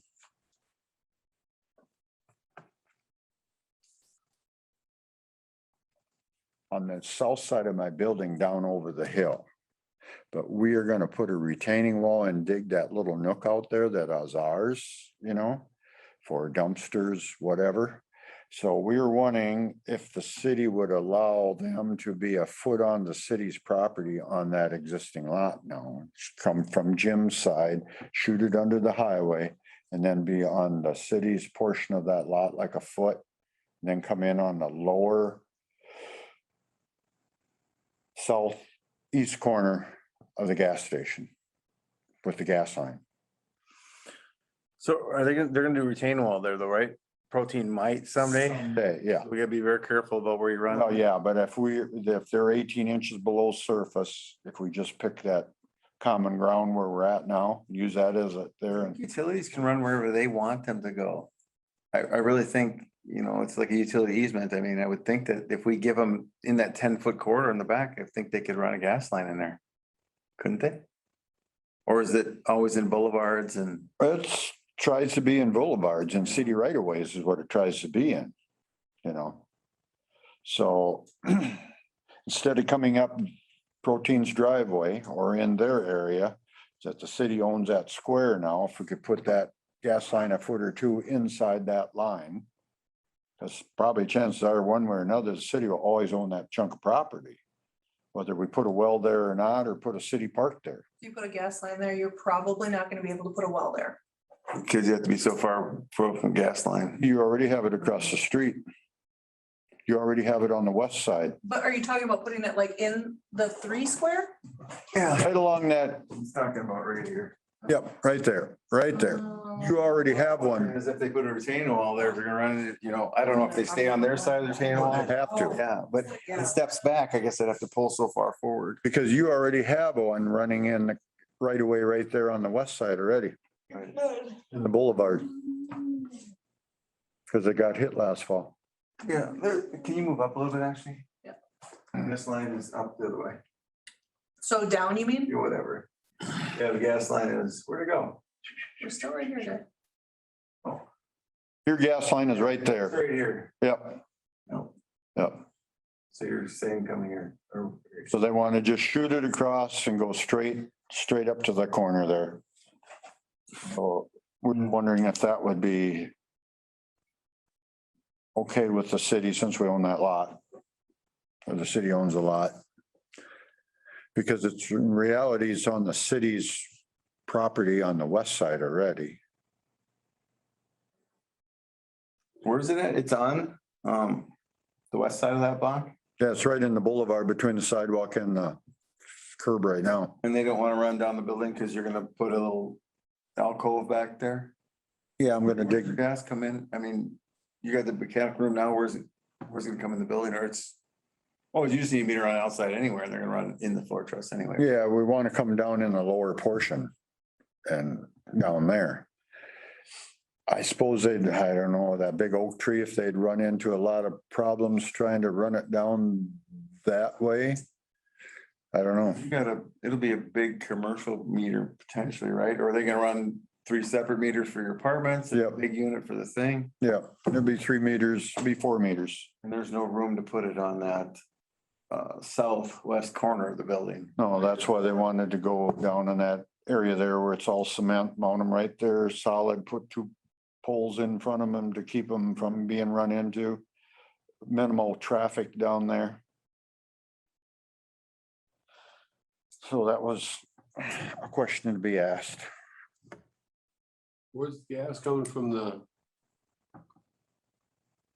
Doesn't the gas run down along? There's gas over here around these sand, right here. Right there. No, but even up on the north side, Yeah, it runs in the boulevard down there too. right? Yeah. Yes. But he's got so much going on there with concrete and lines and Yeah. banks and. See, across the street from Jim's and just shoot it straight across right there. No, I know what you're talking, but I was just, because I knew the elevator got their gas from the. Yeah, that's on the north side. It's in the boulevard on the north side. In fact, that's all it feeds from that northwest corner of my lot. That's all it feeds is the elevator. There's a shut off there for the elevator. That's all that feeds. When do they want to trench that in, Robert? Because I suppose cold weather rule goes in effect October. They're gonna try to get it done in the next week or so. Yeah.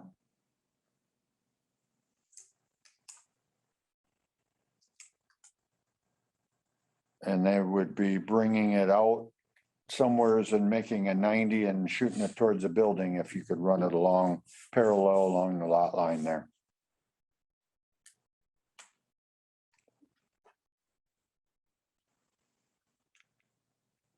It wouldn't be any reason if you just put it on the lot line. If they still want to put up their retaining wall, it can be another foot over, ain't gonna hurt nothing. Well, their retaining wall would have to stay on their property, right? Right, so I mean, yeah. I Yeah, mean, the dirt would be on the cities, but. yeah, They'll bore that. Are they gonna bore it under 4 gonna bore it all under, So it could be way down too. yeah.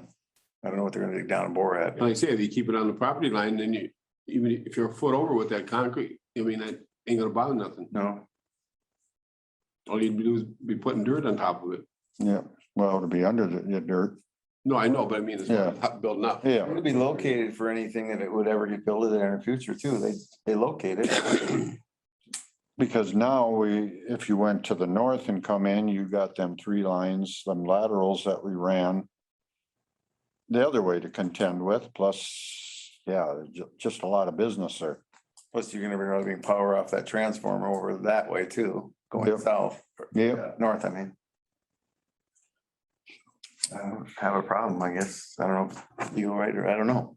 I don't have a problem with it. So we make a motion to be able to run the new line on foot or 2 of the city's, that property then? I'd say it's close to the line, you can get it now. Tom made a motion. Someone a second? So, All in favor? Aye. I think I'll oppose because it doesn't do anything for me, but it's for my, I don't know if it's for my benefit, but motion was passed by 4 and 1 abstention. All right. It's just utility easement anyway. It's fine. Okay, another thing I got is Joe Biden's presidency is talking about infrastructure. I was wondering, since we can't direct anybody as an individual, can, as council, direct the clerk to apply for every infrastructure grant there is out there, whether it be water, sewer, pump house, new street, street development, say we went up there by Kelvin's and we wanted to put more infrastructure to get a bigger footprint for the town. Is that something that would qualify? How do we know unless we just try? I think all we have to do is ask, hey, can you apply for any grant you can find? And I mean, do we need that to be a motion from the whole council to, if you find one, don't stop, apply for them all? Whether it's water, sewer, street, curb, gutter, pump house, anything else that has to do with infrastructure, right? I mean, as long as like, they're not as big as the DNR grant I did, that was, or that I tried to help do. That was like 150 pages. It is what it is, I'm just saying, I mean, if we do that, recognize that that's gonna take her away from doing other stuff, but Yep, but I again, assume these are gonna be infrastructural. Bill is supposed to be probably a little easier than the other stuff, maybe. I don't know. It's interesting how little they're gonna spend on infrastructure, because they're doing so much with Green New Deal and everything else. There's gonna be about 11% spent on infrastructure, and that's the problem with the bill. Yep. All the rest of it's pork belly projects and stuff, so. but I mean, Yeah, at least we're trying. Yeah. Grants. We did apply for that HVAC one too. Oh, yeah, you got that. so We'll get I think that. all we do is let her know that there's grants available and to look for them. I don't have to make a motion and, Go for it. I gave her target funding, which is a grant thing. I am reading To Russell. astrophysics right now. I don't have time to read grant funding. Just business. I gave her a book from a grant writer that we do business with, and she writes grants. That's her 30-year job, where to find grants. All the monies, apply for all the monies. Apply for all the monies, please and thank you. You're welcome. Okay, what else? Okay, let's see, personnel meeting, you want to talk about what we discussed there or anything? Everything was going fine. The only thing, well, do you want to say it, sir? Oh, why do you guys do this to me, Every Robert? time, every time. My brain isn't thinking right anymore. How about just submitting a written report for our packets? Because personnel should probably stay personal. I'm not sure they can be discussed in open forum. Especially if we're talking about performance or stuff like that. No, it isn't performance. Okay, No, I don't think there was anything. Oh, I've got something. Oh, The sewer stuff. oh, yeah, We were gonna talk. that's about- right. I wrote that down, I think. So there's been a problem with sewer smell in the city hall again. So Robert had the idea of maybe, what did you talk about? Having him check that manhole? well, I just wondered, but then Tracy Studnitsky has it. Yep. I thought maybe we should jetter clean this sewer from here up to there in case there's a clog at the end for some reason. But that wouldn't explain why maybe the individual over there has that smell. she said she's had it since the street project. Pardon? She said she's had it since the street project. Really? Yep. Well, I told Noticed it. Ashley maybe to get a big wet rag and lay over that floor drain or crack that door and see if it's coming from that garage so you could isolate it. Because you could cover that drain with something and keep it pretty from ever venting back up in here. Doesn't take much. No, You could take out that drain and put a different drain and cement it in and have a proper drain too that would. I think it is cemented in there. Well, no, this one, I mean, there probably doesn't have a proper P-trap and stuff like that. I don't know. so anyway, I don't know if we should just shake and have that jettered to see if we can alleviate the problem or just put a heavy something over that.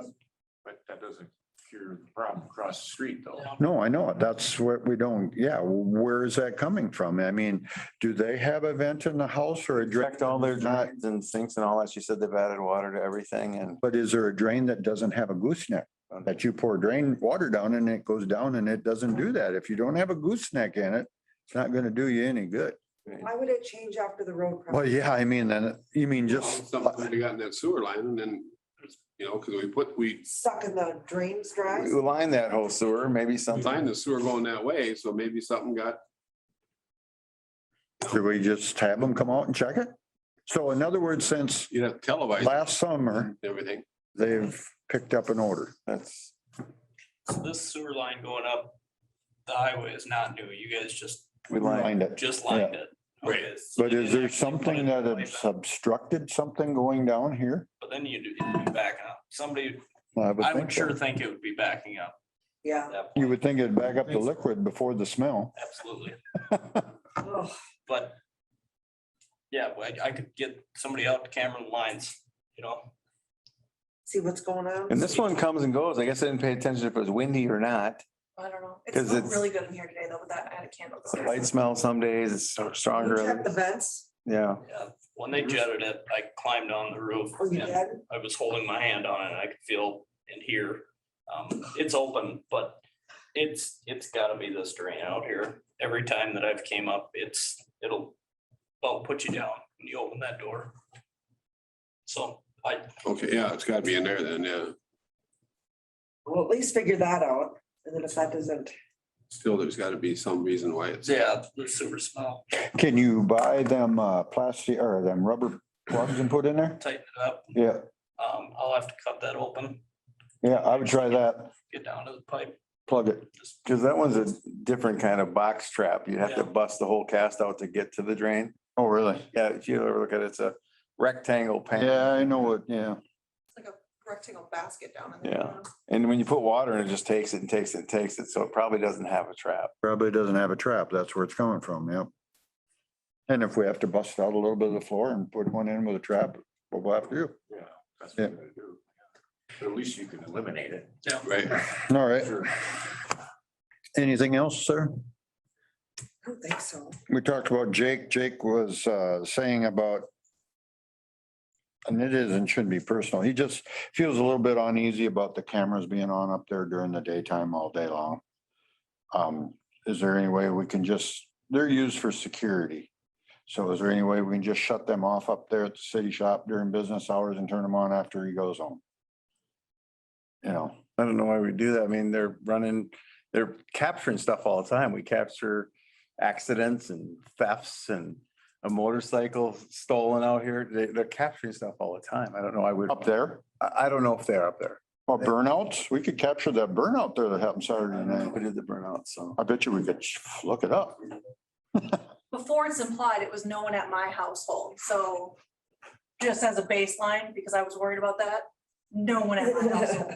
Somebody visited? Well, anyhow, and then that was brought up about onboard cameras. So we talked about last winter when Brian was here, about some sort of tracking in the truck when you're plowing in the winter to know what side of some streets that you're on. I brought up to Jake that I found one, but they had, like, it was tracking, but it had like the in-cab cameras. And I asked him, how would you feel about that? And he said, I wouldn't feel good about it. I said, yeah, I thought it was kind of weird too, but, and he said his friend works for a company that has a system in their truck that might be a better option. And that's kind of where it was left off at. Because it was discussed about the plowing when Brian was here. I don't know if that's even something you guys want to do. It was, I don't see any reason for it, to tell you the truth. The county doesn't have anything like that, do they? No, well, I mean, no. I wouldn't. I mean, just keep track of where your trucks are at. I mean, you guys probably got them in your garbage. Oh, yeah, that's. That's a whole different. Yeah, we got a lot of guys in our industry that have cameras in them on front and back and actually catches when people hit them. Yeah. yeah, this Yeah. was more like, you know, like, it looks like it's on the mirror, like staring at the driver, which I I would be uncomfortable with, and I didn't think Jake would be comfortable with, but And they capture all the time, and the only time that you ever look them up is if they send an alert to you after a hard stop or a hard turn. They'll automatically send an alert if you get the whole system, Mhm. you know? And there's no, we've got one truck. Yeah. It's gonna alert because he's plowing snow, Yeah. you know, so you get a curve, boom, that's gonna send an alert, you know? I don't see any reason for that. I just, I don't know why we turn any cameras off, though. It's someone would say we're trying to cover something up then. You know, from the stuff we're getting here, they want total transparency. They want videos of everything else. I know those aren't available to the public, but I don't know why we turn the cameras off. I mean, I remember when we got them, I was kind of against them because I didn't want the employees to feel like they're being watched. But it was just decided that that's what we wanted to do. Like I said, we have cameras at school all the time, but Well, they're recorded, right? They're recorded for 14 days and then Okay, so then that screen in there never has to be pulled up at all then, right? I have it up all the time. I know, it wouldn't have to be pulled up at all then. No, it doesn't have to be. Yeah, so then I guess, you know, if that wasn't pulled up then daily, then I guess we're fine because we got 14 days worth of storage. That's my thoughts. I wouldn't want nobody watching me, whether I get out and I, you know, do something stupid. I just don't want nobody watching me. So I mean, if we can shut them off in there, and if there's an issue, we can go back 14 days, but otherwise we're not watching them daily, hourly. Does that work for anybody or? I don't think, are we, I feel like it's being polite that I'm doing something maliciously, and I usually just have it on because it watches the front door, so when I'm staring this way, I can see people coming. Well, that's what it was intended for, is for your safety, Yeah, right? Yeah. Originally, yeah. It's the system up here was intended for that. Yep. but you're not sitting there watching what Jake's doing no, all I day, don't I'm care what assuming. Jake does. He can do whatever he wants all day long. I don't give a care. I've got way more important things than what you guys are doing out there, but. I just like that it showed the pop machine or something and the kids out there, but whatever. Can you just have two screens up? Take them off the building. Who cares? Just a shot. Take them off the We're not building. Talking about anything. Yeah, it was else. just a shot. The shot. Just a shot. Well, during the meeting, when we talked about it, I said, should we turn them all off then? If we're gonna turn the shop ones off, Well, why Up would? here, though, it was a safety thing. That was Yeah. the whole reason to have them. Down there was really the overnight security. That's what Right. they have. Yeah. You know, I mean, it's a whole different thing, you know? Over out there, you have an overhead door open where anybody could walk in during the summer months. Here you have an entrance door, one entrance door, and you can monitor who's coming in that door. It's about safety. Said, yeah. Yeah. And I agree with that. That's why we got them. There's no cameras on the inside, right? No, I'm fine either way. I do. so what do we do? I won't open MVRS unless there's an incident, and then everyone can be. Yeah, I mean, he's gonna know every time he walks into the place that something got stolen. You know, and he- Well, you know, the thing is, when you call and say, hey, Jake says, oh God, someone stole the weed whacker. Can you tell me who did it? Now she's got to, well, she might have seen who was there, but whatever. I don't I care. can look it up in there. Like when Okay. the kid dropped. Turn off their cameras, I guess, Ash. Oh, he can just shut them off during business hours. Police, I would never shut them off. If you don't want her looking at, that's great, but the police have used these cameras many times to solve stuff. I'm just saying. So I wouldn't turn them off ever. You don't want her looking at, great, turn it off. But I wouldn't turn the recording off. That's dumb as shit. The record, it records without having the video on, right? No, Live, no. or it won't? No. Doesn't- I mean, the screen. Yeah, the screen doesn't The have. to be screen on. can be turned off. That's not an issue, but That's all. completely turning the cameras off all day long. If he's gone and someone goes in there, then you've got nothing. And I don't care either way. I won't open it because that's apparently the concern, so. Well, then just don't open that and have it on during the day, the nighttime hours or after hours, I guess. It's what I would suggest. Just my idea. Because if you turn them off and never forget to turn them on, then it's your fault for not turning them back on. Turn them off, but whatever. Do they have good night vision? Yeah, I think so. Yeah. Yeah. As long as it's, the lenses are clean. If the lenses get dirty, it's kind of grainy, but they're not bad. So let the thieves know the cameras are gonna be off. Yep. That's why I wouldn't turn them off. All right. Anybody else with anything? You know, we haven't mentioned this. Jim usually mentions it, the store, or is it a year behind now? 1 year behind in payments? Probably 9 or 10 months. No, 1 year. Is it 1 It year? was 11 Well- months last time. It's August was a year, so 1 year, 1 month. Yeah. So just, what do we do? I don't know. The county doesn't care. No, Kennedy sent letters for us before to do stuff and nothing happens. So we do stuff and don't do anything. We either need to do something or do nothing and just write it off as a loss. Yeah, and again, I made the comment over the years that it will cost each property owner in Good Thunder $100 to satisfy that debt. It won't show up on your water bill, but that's what it would cost about per business to satisfy the debt. Because that general fund is the taxpayers' money and they're gonna lose 25,000 that they could have put into sidewalks or streets or water or whatever. Anyway, I just saw, and we are sending them monthly bills, statements. You know, because that way they can't say, oh, well, I didn't know I owe that, you know, just as long as we're sending monthly statements to them. So with that, I'm pretty well done. Anybody else? New or unfinished miscellaneous? We talked a little bit about raising our water bill or a little bit, our water rates and all that. When are we gonna do that? Is that the January meeting or the December? So it takes effect in January. December meeting, December? when you ratify your budget, we kind of talked about doing it then. We gave you homework, do you figure it out?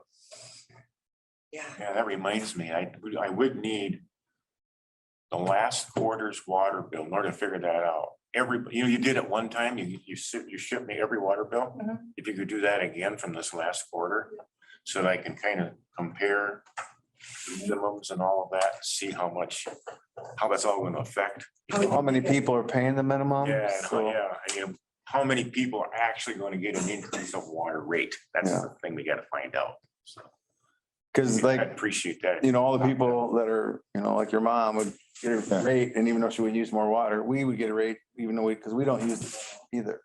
But large families would get an increase because they're using Yeah. more. We gotta be careful what we do, because we may only raise, you may raise the rate, but it might raise $50. You don't know, until you look at it. a little closer. Well, it would be, it might be $50 for the year, right?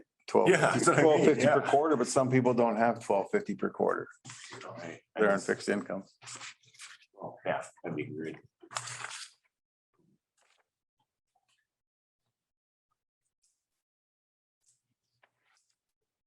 So we The could, Shirts.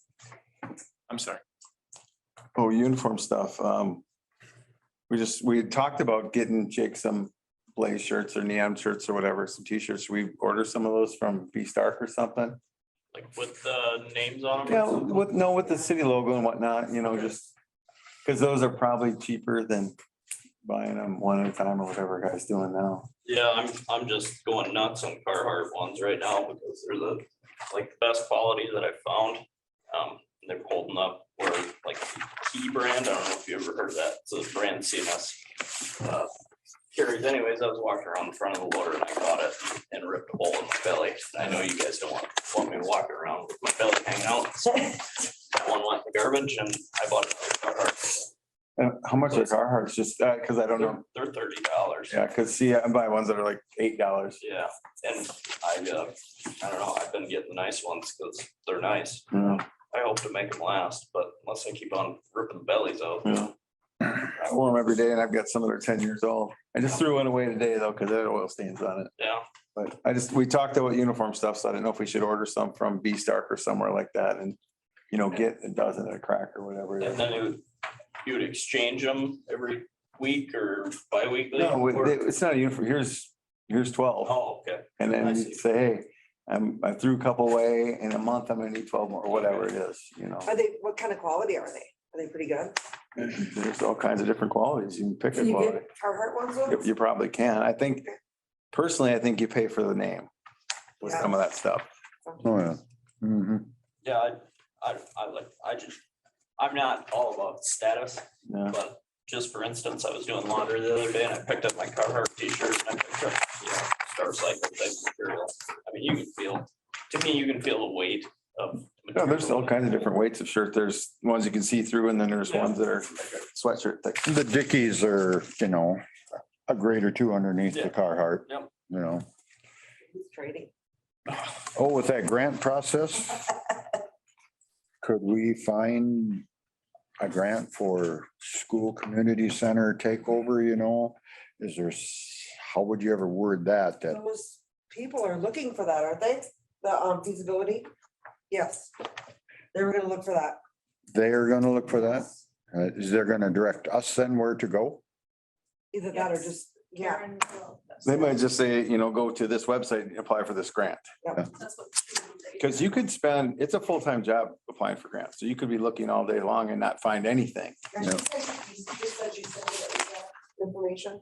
There's basically a grant for every single thing out there. Yeah. If you qualify. If you qualify. Yep. All right. Anything else then under miscellaneous? We need to make a motion to get some shirts. To get what? I think we already did that a long time ago. I think we did Did some we? we did a whole uniform thing, so. It's just if he wants some and if you're ever in town, stop at V-Star and see if they got different quality shirts, you know. Yeah. Cause it's cheaper to buy a dozen or 24 at a time than it is to buy one at a time. Yep. Mhm. Anything else? Anybody? With that, somebody make a motion to adjourn? Someone second? All in favor? Aye, opposed, motion carried. Let me see if I. Thanks, everybody.